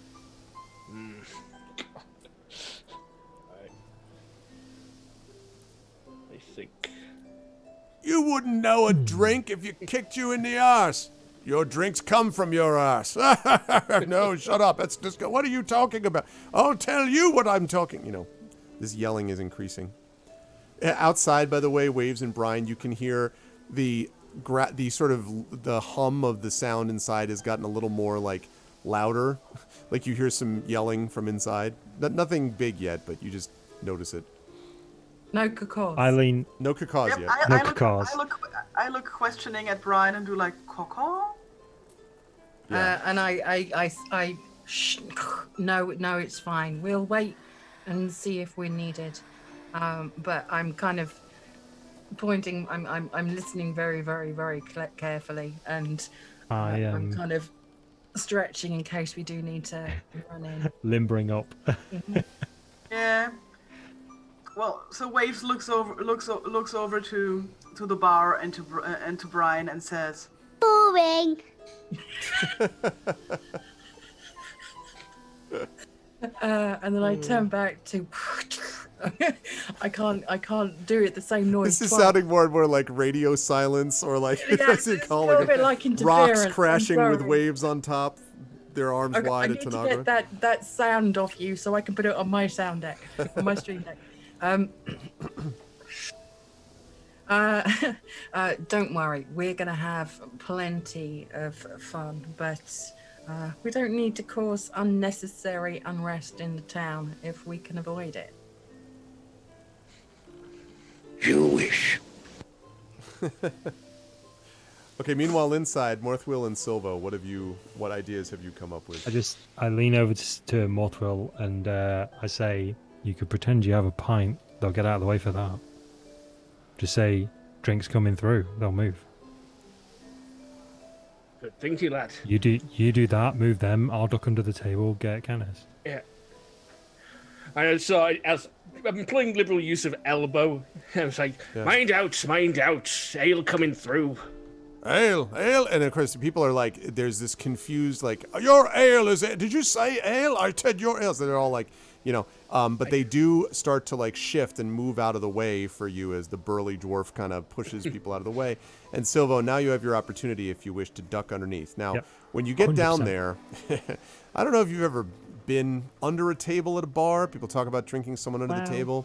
Let me tell you, colorful youth. Yeah, I do not drink, but I think it's important to recognize that I have seen the undersides of these tables because my friends drank, sadly, and these are not pleasant places to be. You don't want to be there. I'm not touching it. It's not just gum that's under there. It's, And so what you see are a bunch of filthy boots, and for a moment you don't actually think you see Canis, and then you finally can see a bundle of rags that's kind of moaning, and every so often a boot kicks him in the side.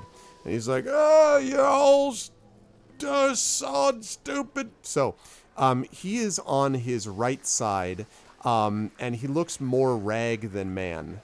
Basically just a bunch of these rags covering a filthy face, a long beard, kind of wild eyes, and a shock of white hair that is so dirty that it's barely, calling it white is kind of an insult to white. And he's like, you don't. So you see him down there, Silvo, below the table. Okay, cool. I lean into him as close as I can, and I whisper, just be quiet, be quick, come out with us, and there's a bottle of booze in it for you. A bottle? What? There's a bottle of booze? What? Are you being unkind to me because that's wrong? And quickly, Canis, quickly, I can get you out of here. Bottle of booze in it for you. Just answer a couple of questions. Make a persuasion check for me, please. Okay.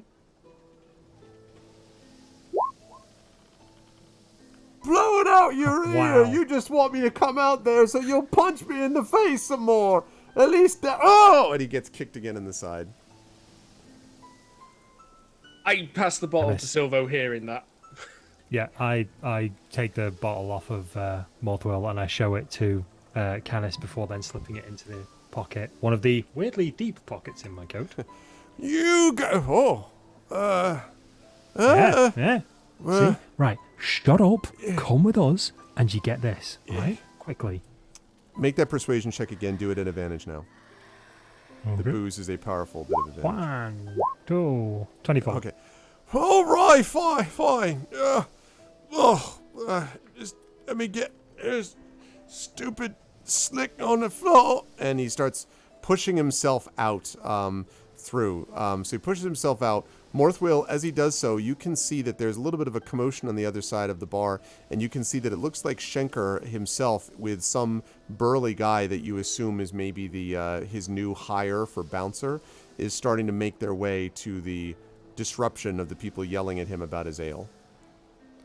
And you can see that Silvo is pulling, Canis up to a standing position, which is, Yeah. I hop over and try to assist. It's like, quickly, Schenker's come in. Okay. So you do this. Are you kind of trying to conceal yourself as you get out, or are you just kind of like GTFO?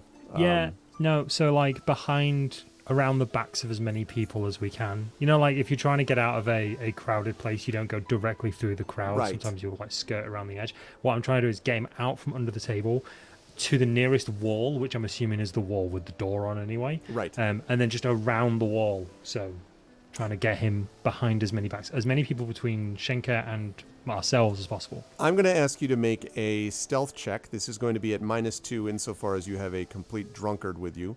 Morthwheel, if you want to pitch some way that you're assisting in this, especially now. I'm rolling awfully. Also, chat, I will remind you that there are inspirations available for those of you who are supporters over on my Patreon. You may have inspirations available to use on this stealth check. Although anyone who What did that needs, even roll? he might need it, I rolled possibly. a 4. Fantastic. I mean, I can apply a guidance to give you an additional D4. Okay, and Echo and Lone Wolf have both offered to inspire if needed. Okay. So you tell me. Well, if Silver wants to re-roll it, I'll be like, hang on a second, lad. And I pull out this little black sphere, and I shake it, and it says, yes. And I pull out my carpenter's hammer, and I just tap him on the head with it. Okay. Ow. So Sorry, lad. That's how the magic works. That's Macabre works in mysterious magic? ways. Okay.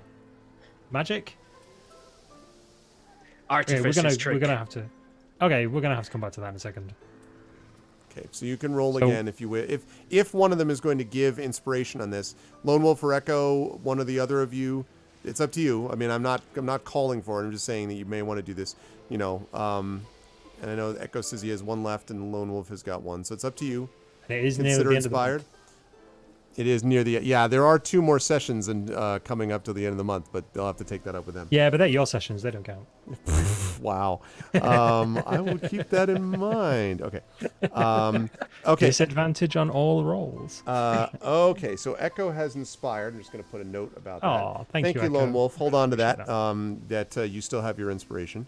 So okay. So you can roll this again now. This time you can do that and add the D4 for the guidance. Okay. Yeah, you'll still get a chance, Lone Wolf. That's cool. Okay, well, 21 without the D4. 21 is... That's without the D4. Do you want me to roll the D4 as well? I think it's elective with guidance, so you can choose not to apply it. Then what's I the would spell say ends? no. Then you wouldn't have to worry about Yep. it in that case. Yeah, it just says in fact, you get that until you choose to use it now. Okay, excellent. Cool. All right. We can... So yeah, you move him there, like sort of back and forth. You still actually 21, but then you've also got the -2. Remember, because he's yeah, so it's 19. That's fine though. So you're kind of moving him over, and there's sort of like you hear Schenker's sort of gruff voice like, "All right, where'd he go? I told you, where'd he go? Listen, I need that. Where's the other one?" So there's all this sort of like commotion, and he says, "It's got to be him. That one that's there. I bet that was Silvo. Did you see Silvo? He's responsible for this." And then people are like, Silvo? Oh, I know Silvo. Silvo, yeah, that's it. I deserve... No wonder it was here. If I see him on Morthwheel again... Okay, and by this point, you folks are out of the doors of the tavern and down the stairs. And Brian and Waves, you can see Morthwheel and Silvo have between them a rag man. A man of rags, a man who is seemingly composed entirely of rags. No, not that. I start to steer them away from the tavern with making like we go this way, this way, away from the tavern with people who potentially want me dead. This way, please. Yeah. I finish my stretches. I give a wink to Waves and like catch up with the others and then whisper, maybe we need to find somewhere a little bit quiet so that we can have a chat with Camus. The chat? What happened to the moat? You said there was ale. Yeah, you're gonna get it. Don't worry. I'm assuming I may know a quiet spot that we can have a chat with him. I would imagine you've nearby. known quite a few that are sort of relatively quiet. I'll lead him to the nearest quiet alleyway, or I'll lead us all to the nearest quiet alleyway because I know the city reasonably well from the back streets. so that we can have a chat with Kenneth. Okay. You bring him over to these places here. So if you're bringing him to, so you're bringing him to an alleyway as opposed to like a quiet place out of somewhere else, basically. Just an alleyway. Just the nearest alleyway I know isn't run by somebody. Okay. Basically. It isn't run by someone. That's fine. Yeah. Okay. So, all right. So let's see. So you go down here, right there, and you duck into a sort of behind and around this one house. This place is a fairly decent-sized, kind of almost like a building combination with a warehouse. But it's been deserted for a while, as far as you know, and you've actually slept inside the warehouse once or twice by kind of going up and around the window, and then, nice place to be around there, just hanging out with the rats, basically. So you duck around behind it, and you're able to sort of see there, and Canis is like, eyes like barely focusing, like, ugh. What you want? So I take the... Where's my ale? Yep, I'm going to take the bottle out of my pocket and I'm going to give it to Canis, but I'm going to keep a hold of it whilst he's holding it, and I'm going to say... What are you doing? So, just a second. What do you know about the haunted home? What haunted... You mean... There we go. Now, suddenly there is this startling transformation where his eyes just kind of click and his roomy, sort of white, cloudy eyes would sort of focus. And you mean the house on the hill? The haunted house, don't you? Yes. I know it well. I'm going to let go of the booze bottle at this point. He actually, like, the bottle, he doesn't even take the bottle. He sort of, like, just sort of stares at you. He says, I was there. It's a place you don't want to be going to, you lot. They'll take you out and eat your bones. That's right. That's what they almost did for old Canis. But I managed to find my way around. I got back safe. But the sounds still haunt in the distance. And he kind of like, his eyes are like, what kind of sounds? there are all kinds of groans and moans. I went there myself a couple years ago. I was trying to find some food and some ale. And I'd heard about the alchemist not being around for a while. So I went down to find some wine in his cellar. I went down there and suddenly I went down the stairs and there were shrieks. And then there were piercing wails. They broke right through your head like a spike, I'm telling you. Well, I know my business. I turned around and ran, but that ain't all there were. I looked around, and there they were. A horde of them vampire creatures, teeth all sharp, running after me. Must have been 30 at least. And behind them, a horde of ghosts, 20 more howling like the dead they was. They ran me all the way down, all the way back into the sanctuary of Tokam up there. I took refuge. It was a good thing, or I might not be talking to all of you now.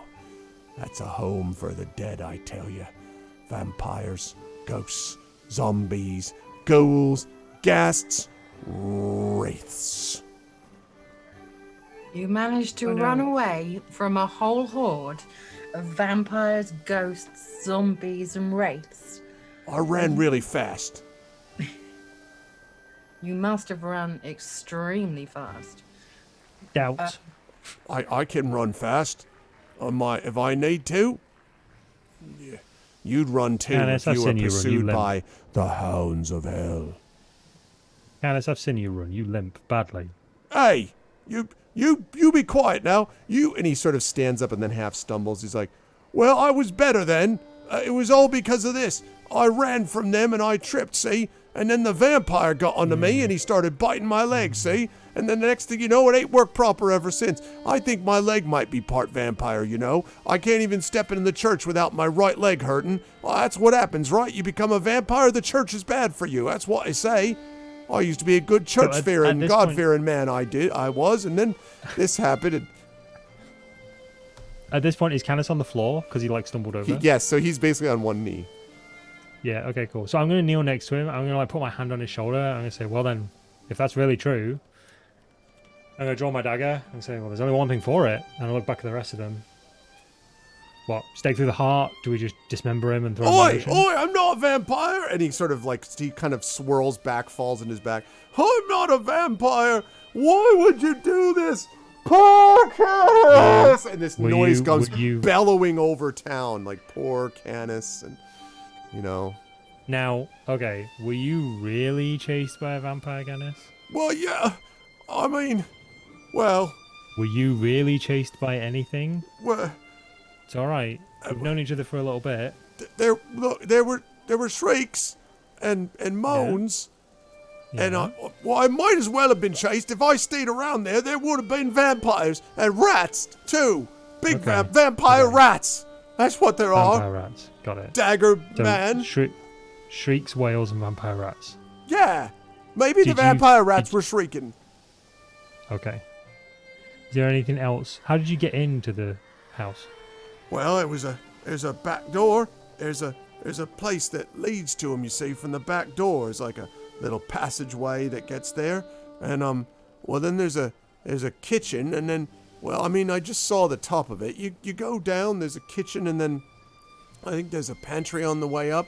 And that was before the vampire rat Umberhulk came after me. That thing was nasty. Yeah, I mean, the Umberhulk will definitely get you. Yeah, vampire rat Umberhulk is nasty. It's a rat, but also a vampire and an Umberhulk. It's really...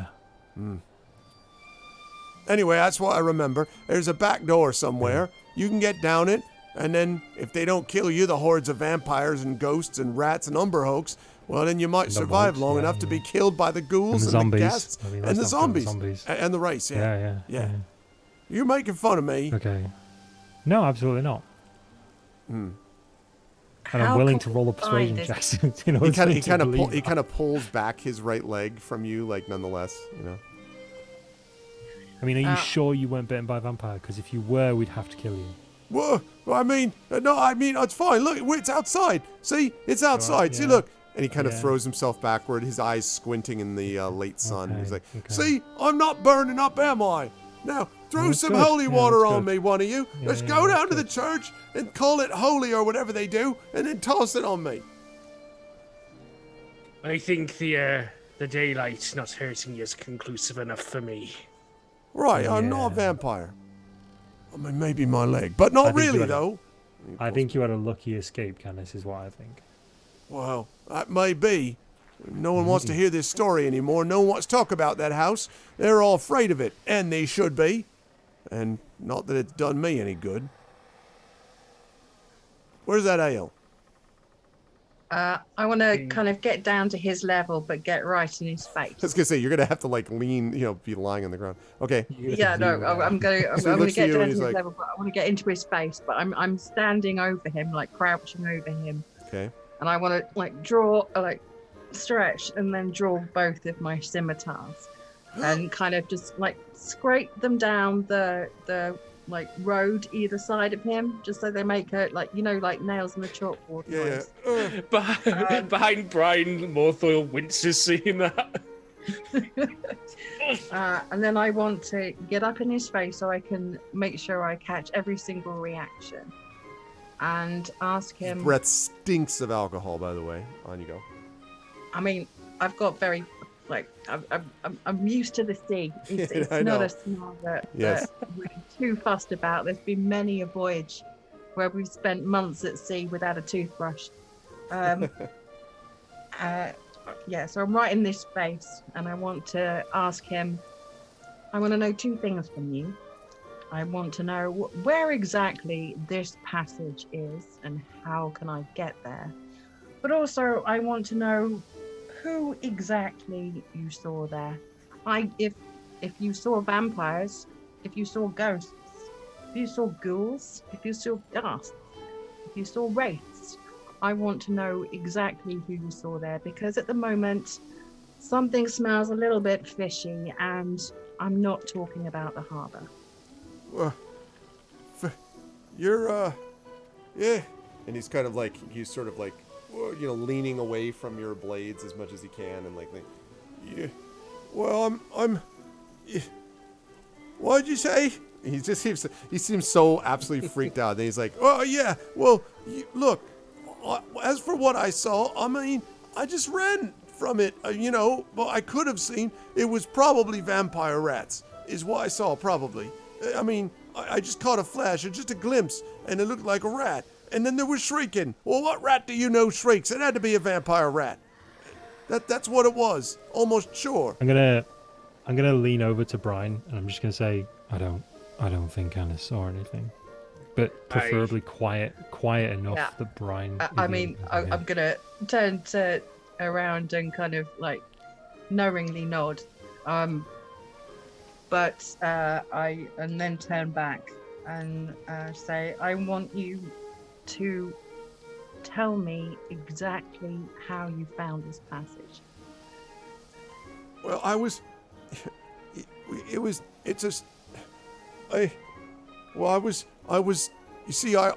using my knowledge, and I was adventuring, in the old days. I used to do some adventuring, I used to be an adventurer like you, and then I took an ale to the mouth, but anyway, I was crawling through. Took a vampire to the knee. I took a vampire rat to the knee, and I was on the ground. There I was, and just crawling along, doing my investigating stuff, Well, I crawled for a while, and then all of a sudden I tapped, and I found there was a hollow thing below. It was a secret trap door, mind you. Not everyone finds that. And I reached down, and I opened up the trap door, and it was down to the cellar. And then I started going down, and then vampire rats. I turn around and ask the rest of the party, has anyone got any parchment and a quill? I think maybe our friend Canis can draw us a map. Yeah, I do actually. So I take out a small book and a small kind of charcoal stick that I always carry around with me, and I'll tear the last page out of the book and I'll give it to Canis. Okay. It's blank paper, so... Sorry, getting my camera to focus here. High five. Focus. There we go. So, okay. So he, you give it to him, and I need to see if I can find. Yeah. So you hand him the pen and the paper, I assume, the quill and the paper, and he's like, "All right. So it was like this. It was so." If you see, so he draws this thing which looks. Let me give you an approximation of it, chat. Has he got the shakes?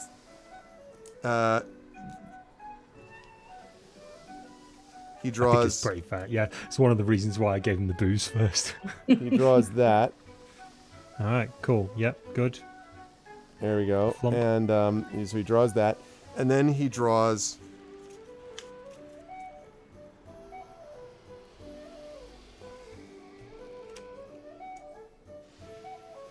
What looks like the word rat.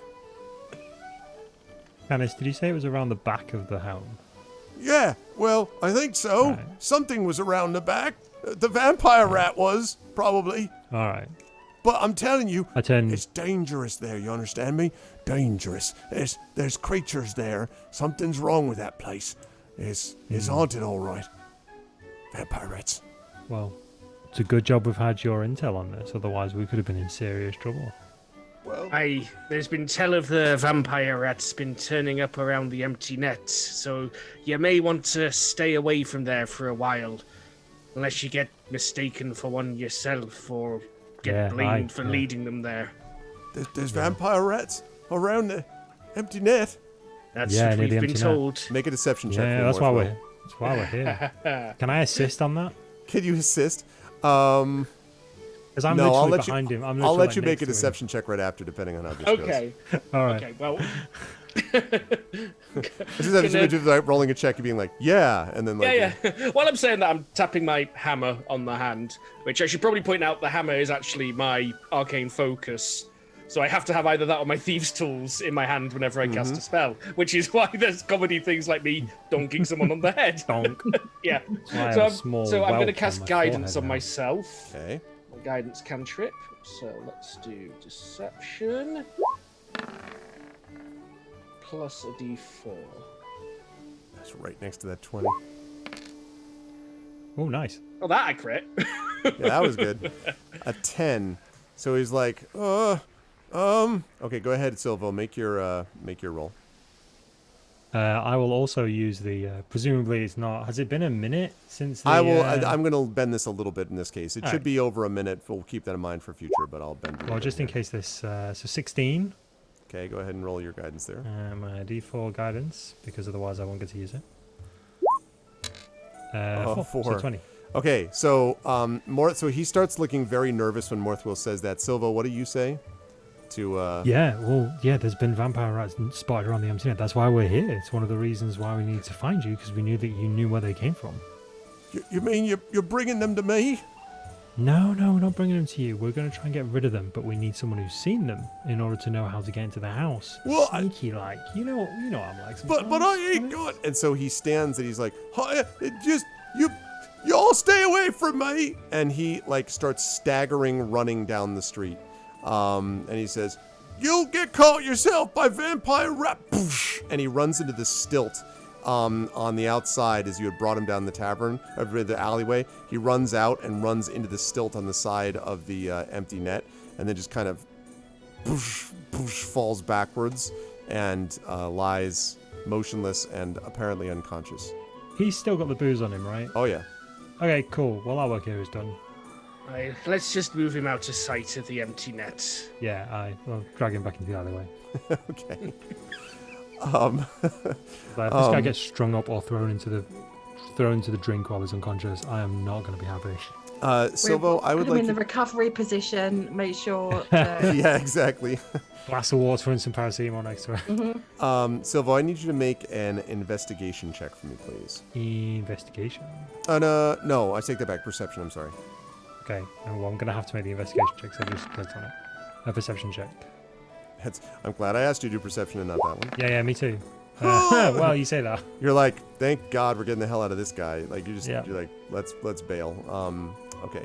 You leave him behind there, and you all head off, having gathered whatever information you needed presumably to gather. Yeah. So, He's a As we're walking- sad sod, that one, but some things are so broken they just can't be fixed. well, that is true sometimes. Are we heading towards? Well, where are we going now? Are we going straight towards this house, or are we going He in the morning? Or mentioned one thing. Was it the Sanctuary of Takan? Yeah, it's the thing that you think he's referring to is probably not that. The thing that he's referring to is the Temple of Procan. It is a sea god's temple, and that is actually on the way out of town. And in fact, it's not. It's on the way, theoretically, towards where the house would be. okay. Might be worth stopping there, see if anyone remembers any of his rantings. They might Oh, have yeah, been sounds like a fresher plan. at the time. Yeah, sounds like a plan. So I tell you what, I have a bit of business to take care of before we head on our little adventure. Go adventurers. You want me to meet you at the temple? we can do that. Yeah? I only If need you to wanna collect split a the few property, things. That always works out so well. Yeah, absolutely. Well, I need to collect a few things from my room. yeah. So if we gather what we need, I mean, what time of? Oh, quick question. What time of day is it? Late afternoon, probably like 4:30, almost early evening. Is And what we're how looking long do we think it would take us to get to this haunted house? at. It's probably not that far outside of town. If you had to guess, it's maybe 20 minutes to 30 minutes walk Oh wow! at most okay, along so the pathway. super It's pretty close. Yeah. Okay, I thought you were gonna be like 4 hours or Nope. something. No, it's not far. I was like, okay, well, considering we still have light on our side, I reckon we go today, get this all wrapped up, and get our payday. And this is the direction, by the way, that you'd be going, right up along Yeah. that what is not northern, Ah, what east. is which eastern is road, not yeah. north. Not north, yeah. Okay, cool. So, catch you guys soon. I'll meet you at the temple. And with that, hood still up, I walk off. All right. The three of you, I'm going to move along to that spot in just a second. I do want to say happy birthday to Wolf Soul. Happy birthday, Wolf Soul. Happy birthday. Happy birthday. So for Waves, for Morthwill, and for Brine, you're going, I assume, straight to the house, but tell me if I'm wrong. Like, what's your We're plan? going to go and have a look around this temple first. Okay. Yeah, I was going to divert past my route. Is there like guild lodgings in the town, like artificers and the like? Yes, there are. There would be, and I have to find. There's a carpenter's guild, there a guild hall, and probably a mariner's guild hall. You might have spent some time in too, and that would be the mariners, and those are all basically along the same path. Like this along here, that one that I just pointed at, that's the mariners guild hall. The what do you call it? The carpenter's guild hall is up here, so basically along that direction. And then the temple would be here. Yeah. So Waves carries her possession in a big backpack, but she'll switch clothing to her leather armor. Okay. And that's more or less her preparation. Okay. And also she'll look at Brian if she's still there, rolls her eyes and repeat in Kenneth's voice about the strange and weird noises and like shakes her head. Mm-hmm. Apparently that's something she's not really impressed by at all. She's just repeating, vampire rats? Okay, so you're going to make your way up there. We'll talk about the I'll do the temple now, actually. So when you make your way, I'll come back to you, Silvo. When you make your way up to the temple, there are a few things that you notice about it. First of all, this has been around Morthwill, for a long time, long-standing temple that has been here probably longer even than Saltmarsh itself in this current kind of incarnation.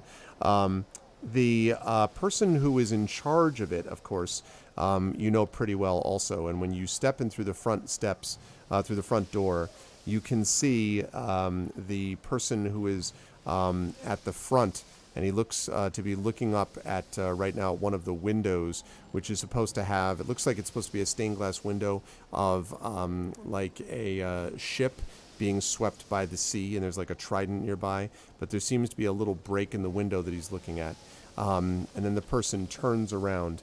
It is an older human male with white hair and a silver gray beard, but he is wearing what is sort of like priestly vestments that go all the way down, covering his legs. And he turns around and sort of looks in your direction and says, "Ah, so it's Morthwill. All right, come up, let me talk to you. I'm glad you finally decided to confess some of your sins. And the rest of you are welcome also. Welcome to the Temple of Procan." Aye, good to see you. Afraid if I started confessing at my age, we'd be here another 200 years. I might have the time for it, too. And he steps down the steps, and Waves and Brine, you hear as he steps down, and you realize that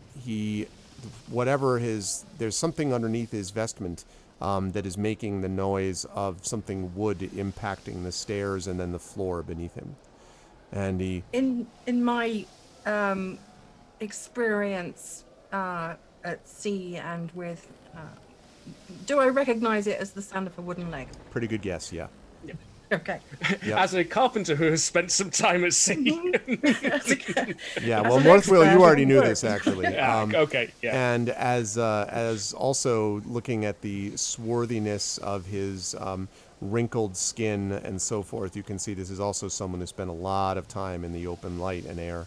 And Morthrill, of course, you know that this man that you're looking at is Welgar Brine-Handed, so called because he was a whaler for many, many years before finally he had his leg removed in an accident that he doesn't talk much about, just mutters every so often about something that rhymes with Bloby and Blick. You don't really know.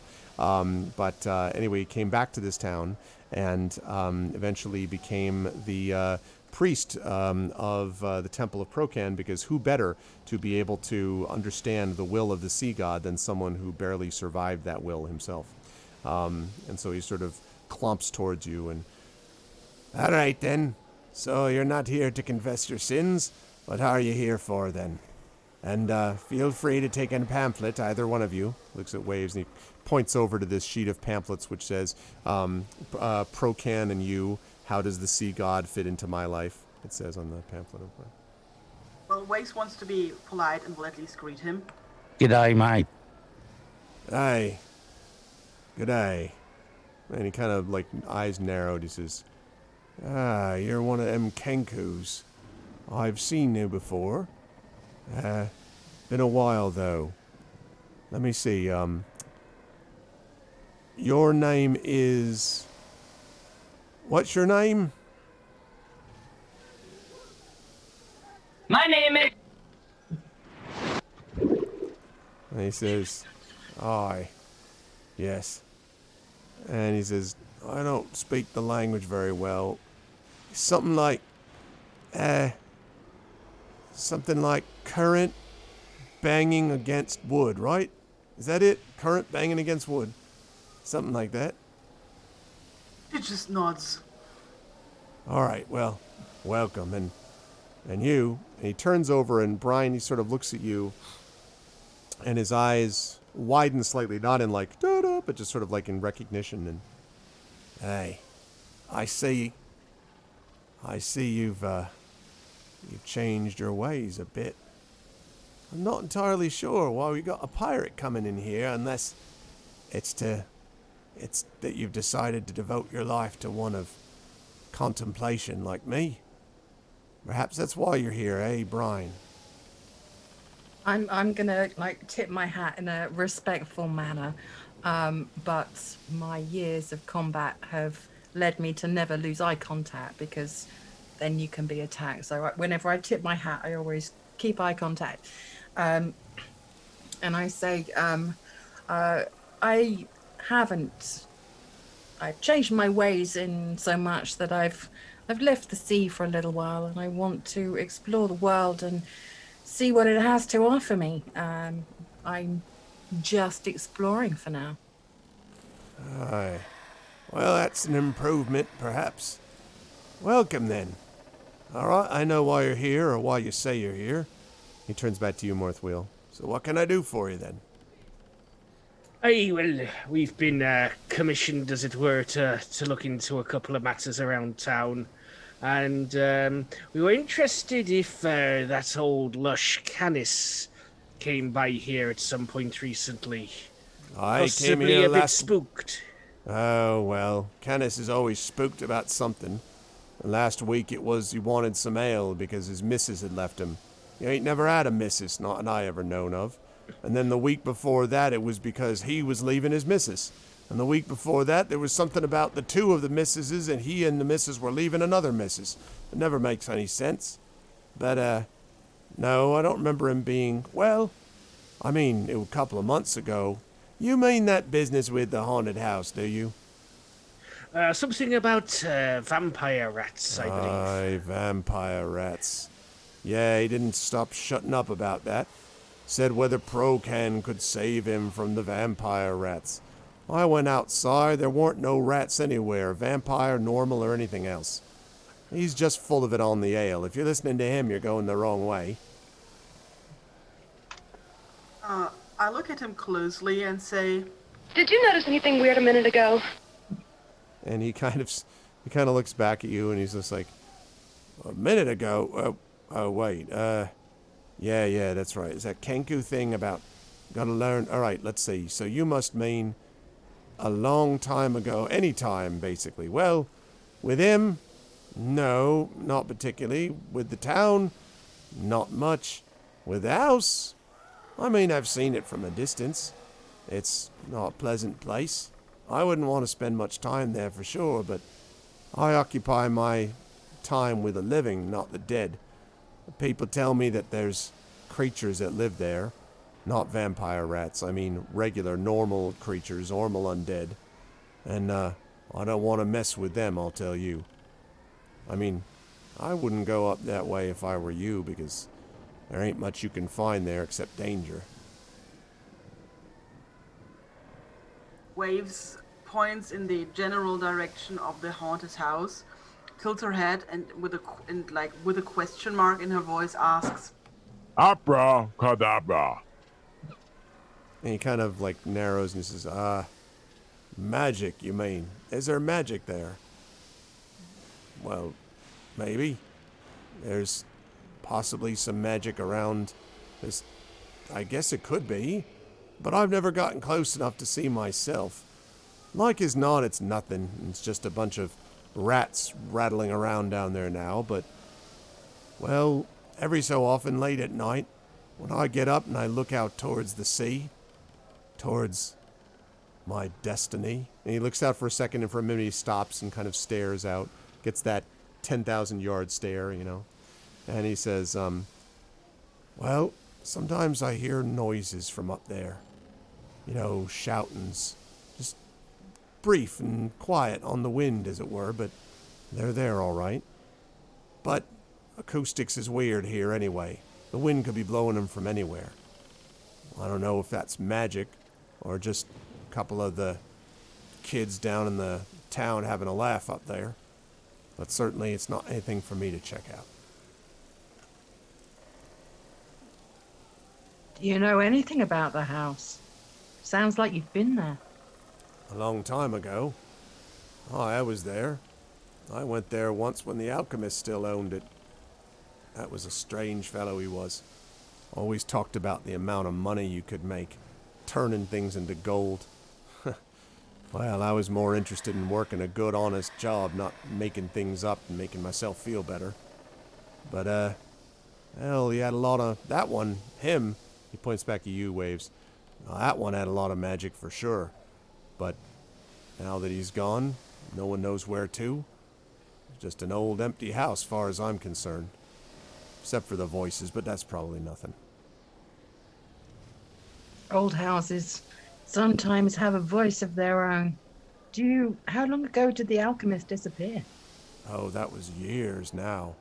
He's been gone for I don't know how long, but years. A lot longer since, than, you know, Canis stumbled past it, according to him. That was just a couple of months ago that Canis did that. But the alchemist's been gone for a long time.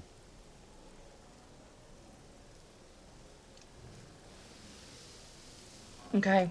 I'm just gonna, respectfully, but I'm just gonna have a small wander around, just, observing,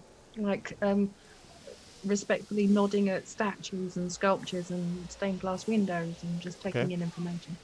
Okay. All right. And he I'm looking is for a trapdoor. in the temple. Yeah, that's what he said, wasn't it? Kind of said that there was... No. Not a passage from the temple, no. That there was a passage in the house that he found that led him into the basement. But not that this leads to the house yet. Yeah. Still gonna just have a look around the temple. Okay. And Morthwheel and Waves? Aye, alchemists. Always the batty ones back at the Artificers Guild. I mean, stuff they made was just as like to set you on fire as make you rich. Ain't you? Same could be said for most of the things we made at the Artificers Guild. Aye. But the Artificers can do some good work, too. I just wish they had come in time to help some of us. And he stares back out at the sea.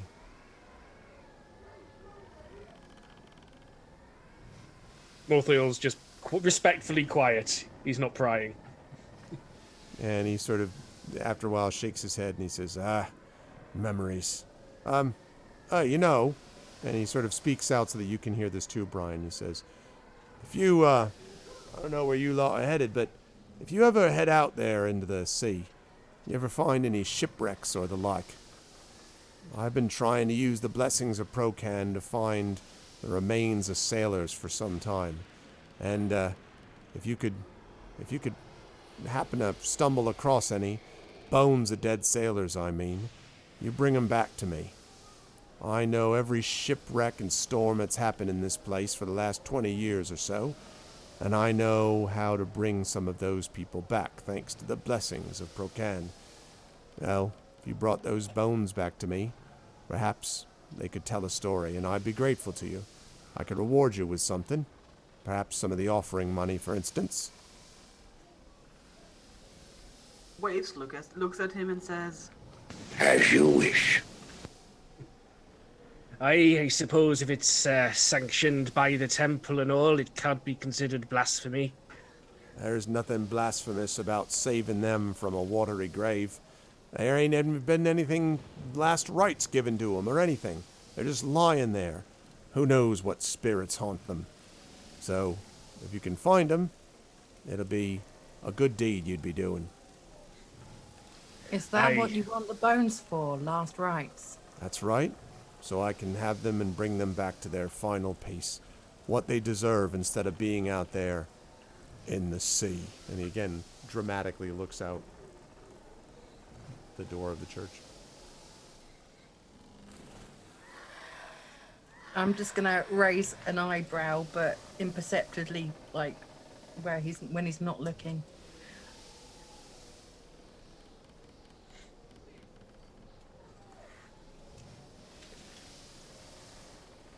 And then I'm going to carry on having a look round. I see no reason not to keep an eye open. Oh, I appreciate that. It'll be worth your while. What better work can a man do than to bring back those who have been lost before their time? Yeah, do that, and perhaps the blessings of Procan will come upon you as well, and I'll do what I can, of course. Otherwise, though, I don't know what else to tell you about Canis. Except to say that, yeah, he stumbled in here, talked about raving about vampire rats. Well, he probably got in somewhere into that house. I suppose he survived it. Maybe that means nothing's there after all.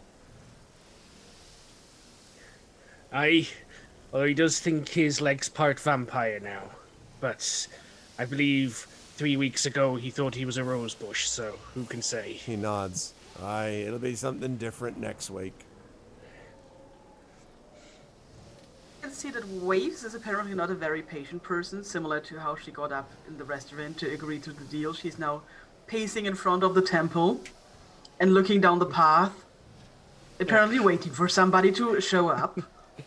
I turn to Silvo and Waves. I assume Brian's still... Oh, Silver's not... Oh, no, Silver hasn't...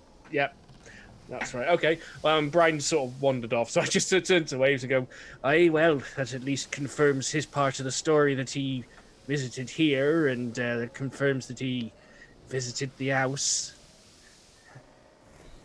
Waves nods and further looks down the path and says, Silvo.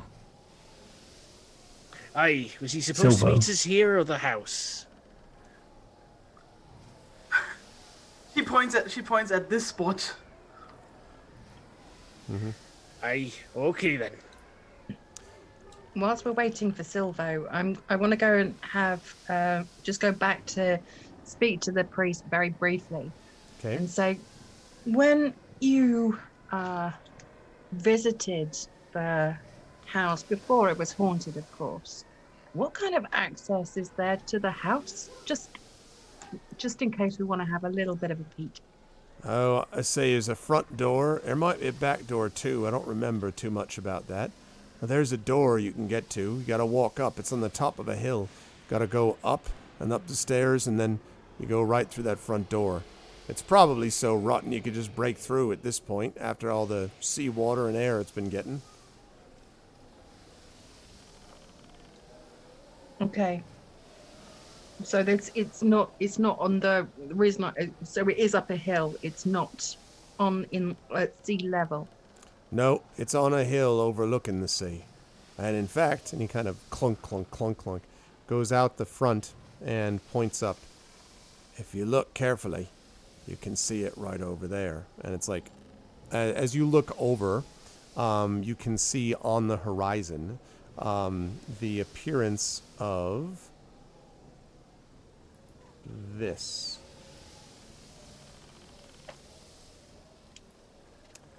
That is what it looks like. And you're a little bit... You are, in fairness, you're a little bit more distant than this would indicate from the place of the temple. But that's the basic idea. It is there, and you can see that it's literally up on like a bluff, almost, with that tree that you can kind of see, and it looks decrepit, the roof broken in. Even from here, you can see all of that. Possible to get to, but not, it'll be a little bit of a careful climb that you'll have to make to get up there. Okay, thank you for your help. And he nods. He says, "Aye, that's my pleasure.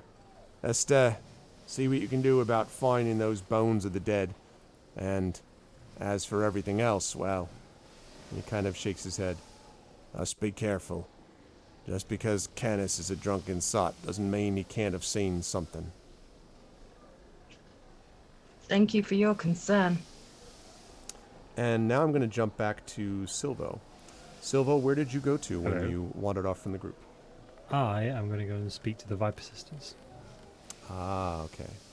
So, you make your way through town, and finally bring yourself to... see where I'm going to put you off of. That maybe...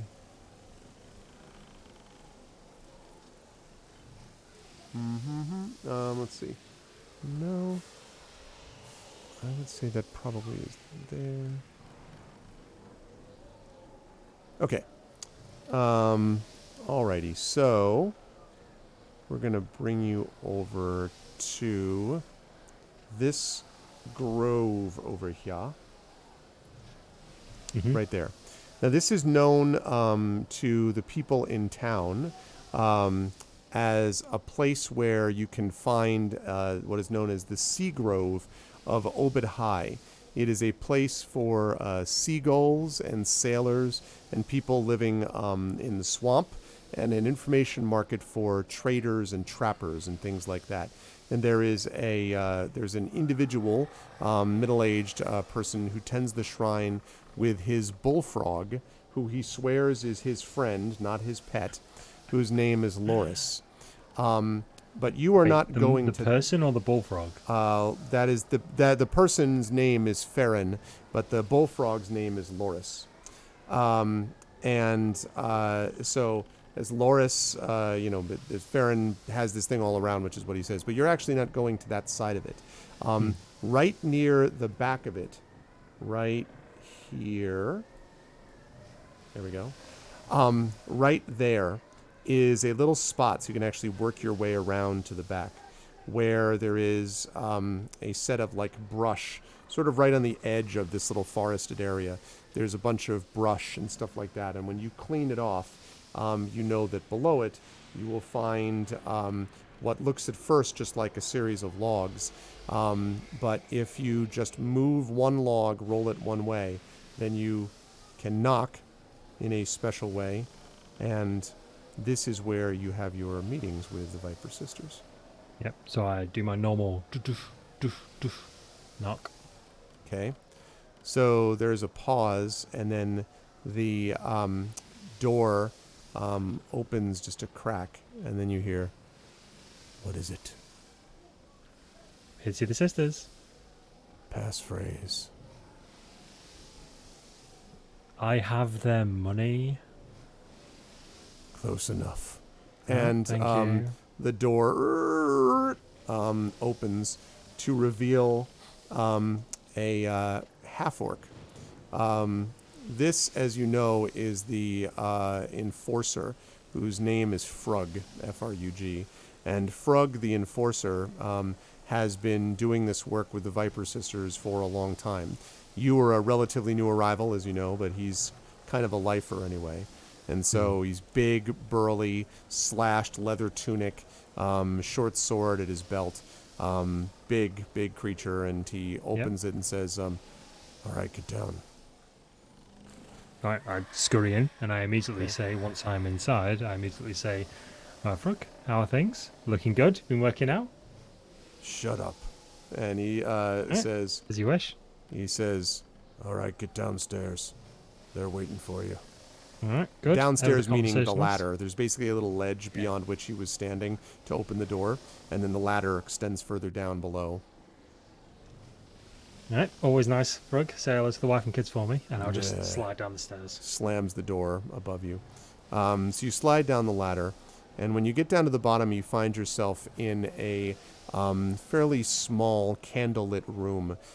There is always a vaguely sickly sweet odor about the Viper Sisters' lair, and there, as you look around, you can see also there's a kind of smoke, almost an incense that kind of covers over the room most of the time. And you can see no one there except for one hooded figure who is sitting at the table. And you hear, coming from the hood, all right, Silvo, get over here and report. Is there a seat for me to sit at, or am I just standing near the table? And there is a seat. Okay, excellent stuff. Do I know the name of this individual other than one of the you Viper know this sisters? as one of the Viper Sisters, and you never know which one you're talking to. You also never see their face. Excellent stuff. I shall sit on the seat that is provided. Whip my face mask down real quick. Tuck my hood back so that they know who they're speaking to.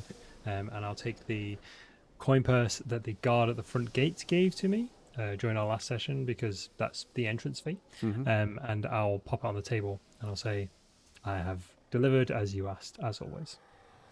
And so a gloved hand sort of sneaks out, grabs the coin, brings it up, sort of looks at it, and then spins it on the table, and then vanishes into the cloak and says, this is short. As is the guard who gave it me, but that's neither here nor there. Apparently there have been issues with money flow recently. Your job is to get the money regardless of issues.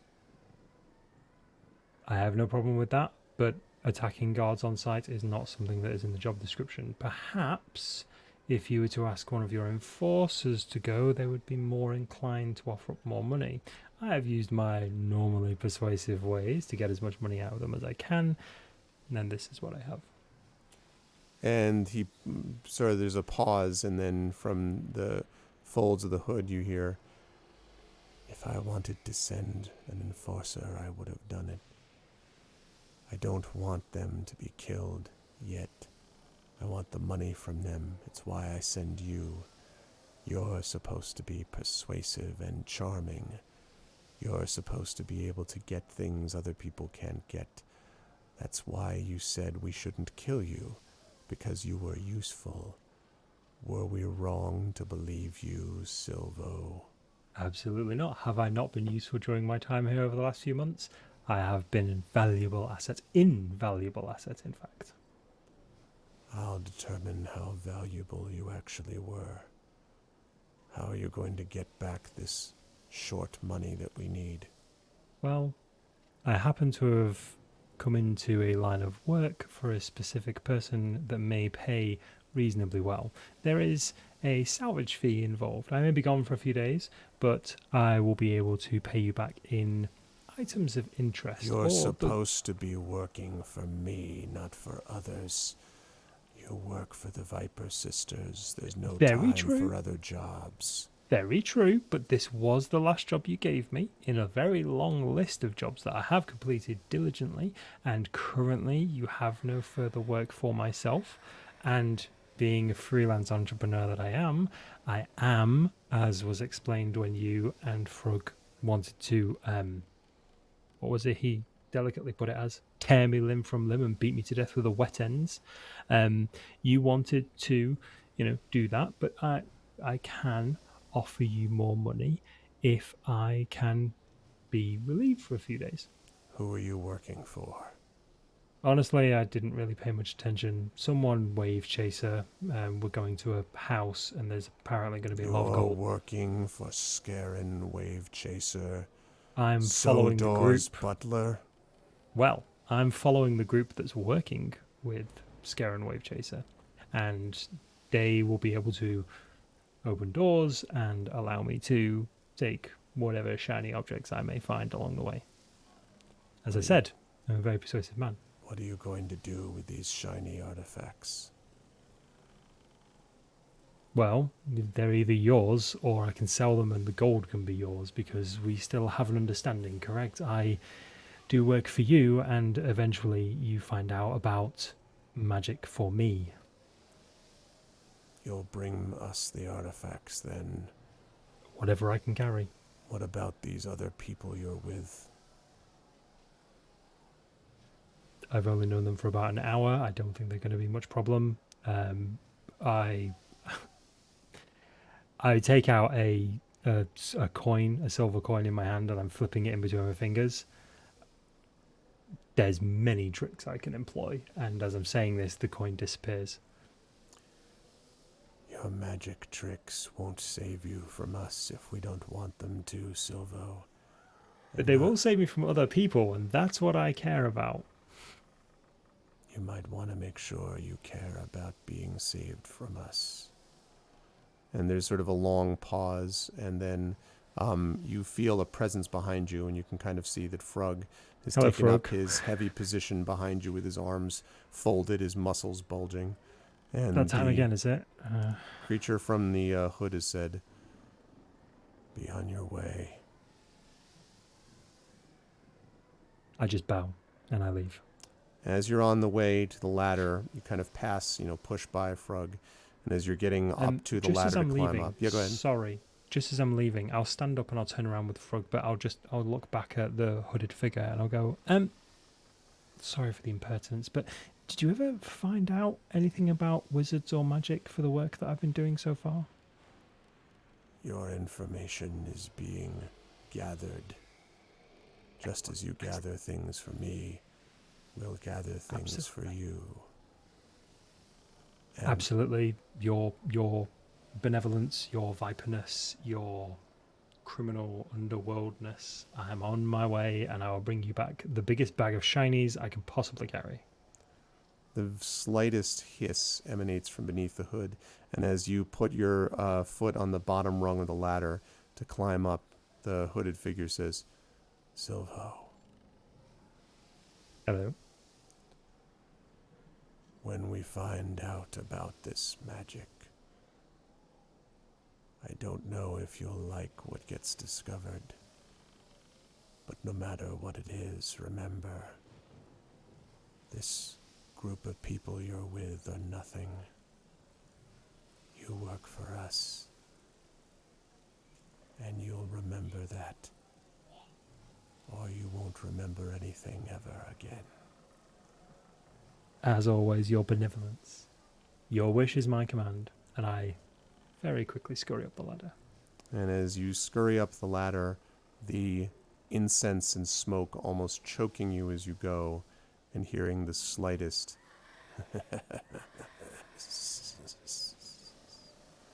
that's where we're going to bring our session to a close. Good stuff, everybody. We're right on top of the house. Next time, the house for sure. But actually, we had to not only get the thing assigned, but then figure out stuff about it. So you had a lot of stuff that you had to do as a result. The Viper Sisters. What a lovely group of people that you found to work with. Good stuff, everybody. I will begin as usual at the bottom of the column. I'll work back up. Ananda, I was really enjoying, again, Brian being able to, two things that struck me. One, Brian, of course, using the intimidation, although that's clearly going to become a thing now. Everyone's going to be like, stop hurting your swords. Like everything you do, like screech, screw, like all the swords. But I really was enjoying also this relationship that's starting to get built up a little bit between Brian and Waves, where Brian doesn't sort of ignore Waves or kind of be like, whatever, like, not that Morthwheel or Silva do, but Morthwheel and Silva were just sort of like, have not interacted as much directly yet with Waves. And Brian, you've done a lot of like individual stuff that was happening with that, which was neat to see. and when you're choosing to use your intimidation and when not, has been interesting to me. How did you feel about today's session? Where would lovely folks find you next? I'm loving Brian as a character. I'm loving the party as well, and it's such a diverse group that, I mean, we're just starting to get to know each other, but I think there's definitely an empathy between Waves and Brian when it comes to a sense of a moral compass, because although Brian is intimidating as a pirate, one thing that she was very passionate about when she was aboard the ship is the respect amongst the crew, and that's where the whole anti-bullying thing comes in as well, because when you're stuck at sea, that can't happen. People can't be living in fear, and when you're on the same ship, other ships fine, but yeah, I'm loving it, and I'm really loving it. Awesome. Where will the folks see you next? I will be back over on my own channel. I stream Tuesday to Fridays on my own channel, and I stream over here on GOG on Saturdays and Mondays. Good stuff. So we are going to see you again then on your channel, I think, coming up soon.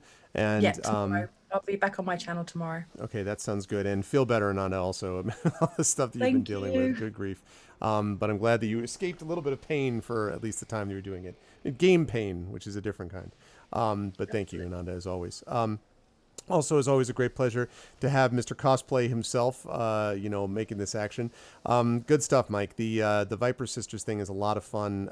I can always trust you to sort of take the ball and run with it. And definitely that's what you were doing with some of this. And you got the chance to, all of you really as an ensemble, got the chance to work well with someone like Canis and things like that, and to get some of those moments. And the Viper Sisters moment is going to be a ton of fun to kind of play through, I can already tell. So it's going to be good stuff. How did you feel about today's session? Where will the lovely folks find you next? Oh man, I cannot wait to play again. I already want to be like, so I'm on holiday next week. Can we play tomorrow? I know, right? Good, right? Yeah, we're good tomorrow. Like, can we just go for another few hours? Like, I'm good. Like, I'm already in cosplay. But no, seriously, I absolutely adored it. I've been properly excited. I woke up like it was Christmas this morning. I kid you not, because I was so excited for this campaign. And I know I'm going to be like that as soon as we sort out another couple of dates. And Silvo, I think, is, just trying to scrape by getting involved with the wrong people. And I think the Viper Sisters are probably the best ad-lib you and I have ever done. Mm-hmm. Without a shadow of a doubt. It's the best NPC we've never thought of. So I think it's what do you mean? This was all planned for a long time. It's all part of the canon, right? It's all in the Ghostmarsh book. Oh yeah. But yeah, really looking forward to it. If you want to check me out, I'm currently under loads and loads of work at the moment. I'm not streaming right now, but I am going to be doing after the first week in August, hopefully. So when everything calms down and my new course is released. If you are interested in tech-related courses, this is a bit of a tangential shout out. But if you're interested in technology and tech-related courses and software development specific related courses, any courses that I have created for the LinkedIn Learning Library, I'm going to be giving away for free when my next course is released. So check out my social media on Twitter and also Instagram. It means I'll take a hit in any royalties and payment and stuff like that. I don't really care because the world is starting to open up again, and there's also a good course in regards to how to nail a tech interview and stuff like that. So if you are interested in that sort of stuff and want that sort of stuff for free, just tune in at Peripheral Mike on Twitter and Instagram as well. But other than that, I love this group, I love this DM, I love this campaign. I don't love this wig because I'm sweating, but yeah. And I will see you all next time. Awesome. Thank you, Mike. And you will see more of Mike's work in just a minute when we do the outro video. Always a pleasure, Mike. Also, always a pleasure to have Saber with us. Again, Saber, thanks for Mubat and Dashboard. Morthwheel, I think, got the chance to really work nicely with a number of members of the cast, and we got a chance to lean into you as being more of a resident of Saltmarsh, even though you're a dwarf, than the others, and being able to really kind of connect with, this person and this person, and so you start to get a sense of the different people that make a town tick, like a small town work, and know how that town actually operates, and I think you played into that really, really well. Also, I wanted to say for both Silvo, Mike, Silvo is a very different character, obviously, from previous ones, and I feel like Morthwyl is also very different, very different from Selsig, very much kind of salt of the earth and kind of grounded. And when you said the thing about well, that there's people in danger, that kind of thing, I was just like, this is not anything Selsig would have said at the beginning. Selsig came to that later on, but it definitely was not the way things started. So it was a lot of fun to see that difference being played out, and I thought you did well with that. How did you feel about today's session? Where would lovely folks find you next? I've really enjoyed it again. Like I say, I'm liking getting different moments with different characters to see how we're gonna bounce off each other. Like we had Morthwyl and Waves meeting in the tavern last session, and then it's bit more Silvo and Morthwyl, and a little bit of Brian this week. And so I'm looking forward to seeing where we go with things like that. Just like I'm liking being able to bring in the little character moments, like Brian scraping his swords, and I'm going, don't do that. Oh, just touching it. Exactly. Someone's going to sharpen those, Yep, absolutely. And things like that. But yeah, I did consciously want to play this one more serious than Selsig. And funny thing was, like, when you read The Artificer, one of the first things I thought was, like, you could play this like Rick from Rick and Morty. I absolutely do not want to do that under any circumstances. No, I think you're doing it much more serious. Crazy inventor, and it's just like, I don't want to do that. But yeah, like Morthwyl was very much like, there's a job to do. He goes and does it. He's not afraid of hard work. And that was one of the things as well, because there was a few moments where I was going to I want to do this. Morthwyl was lawful. He wouldn't do that. I had to stop myself. I was like in the tavern in my brain going, don't start a brawl. Don't start a brawl. Don't start a brawl. Like, you just throw a pipe, get a brawl started, and then we'll all just crawl out along the floor. It's like, yeah, but would someone who sort of abides by the law really do that? That's more of a Selsig thing. Exactly. So I think you've got his new character down as we're learning more about him very well. So. Yeah, and I will be back here tomorrow. Not fully locked in on the game yet, but I think I'm going to be playing some Sid Meier's Civilization 4, because I've been getting back into that again recently. Nice, good stuff. The classic, I want to play it, and then 12 hours later, did I want to play this? I don't know. Good stuff. Thank you, Saber, as always. Great stuff. And last but certainly not least, Pyron, wonderful stuff from Waves again. The soundboard is just, the gift that keeps on giving. I think that's obvious. Everyone loves that. But I think the other thing that I like about it is, I mentioned this last time, that I feel like Waves is a character that is going to... There's a technique in speaking in rhetoric in which you lower your voice intentionally to cause people to sort of lean forward so that they kind of take it in. And my sense about Waves is that people are started leaning in to listen to what it is that Waves is about from a character point of view, because Waves is very striking, and very few people have seen a character who doesn't really speak except by imitating others and by deploying the words of others at different times. And I think that's really neat. And I'm really, really interested to see more of what Waves comes up to as time goes on, and more gets developed with her. And I like that connection with Waves and Brian today. What did you think about the session today? When will the fine folks find you next? I love it. Our RPG sessions are always like such bright moments here each month, and I just love them all. People could maybe see me again on Thursday here on GOG, but I'm getting my second vaccination tomorrow, and it might just knock me out. So that stream is not. It might not have. I don't know. We'll just see. So maybe on Thursday, and then yes, Mike is completely right. We just need to find the date for the next session, please. Yes, please. Yes, we're going to do that. I hope that discussion will start happening immediately on the channel about that and the Talisman Adventures as well.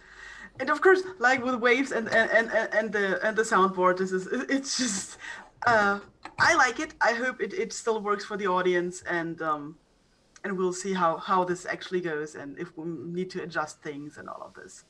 But yeah.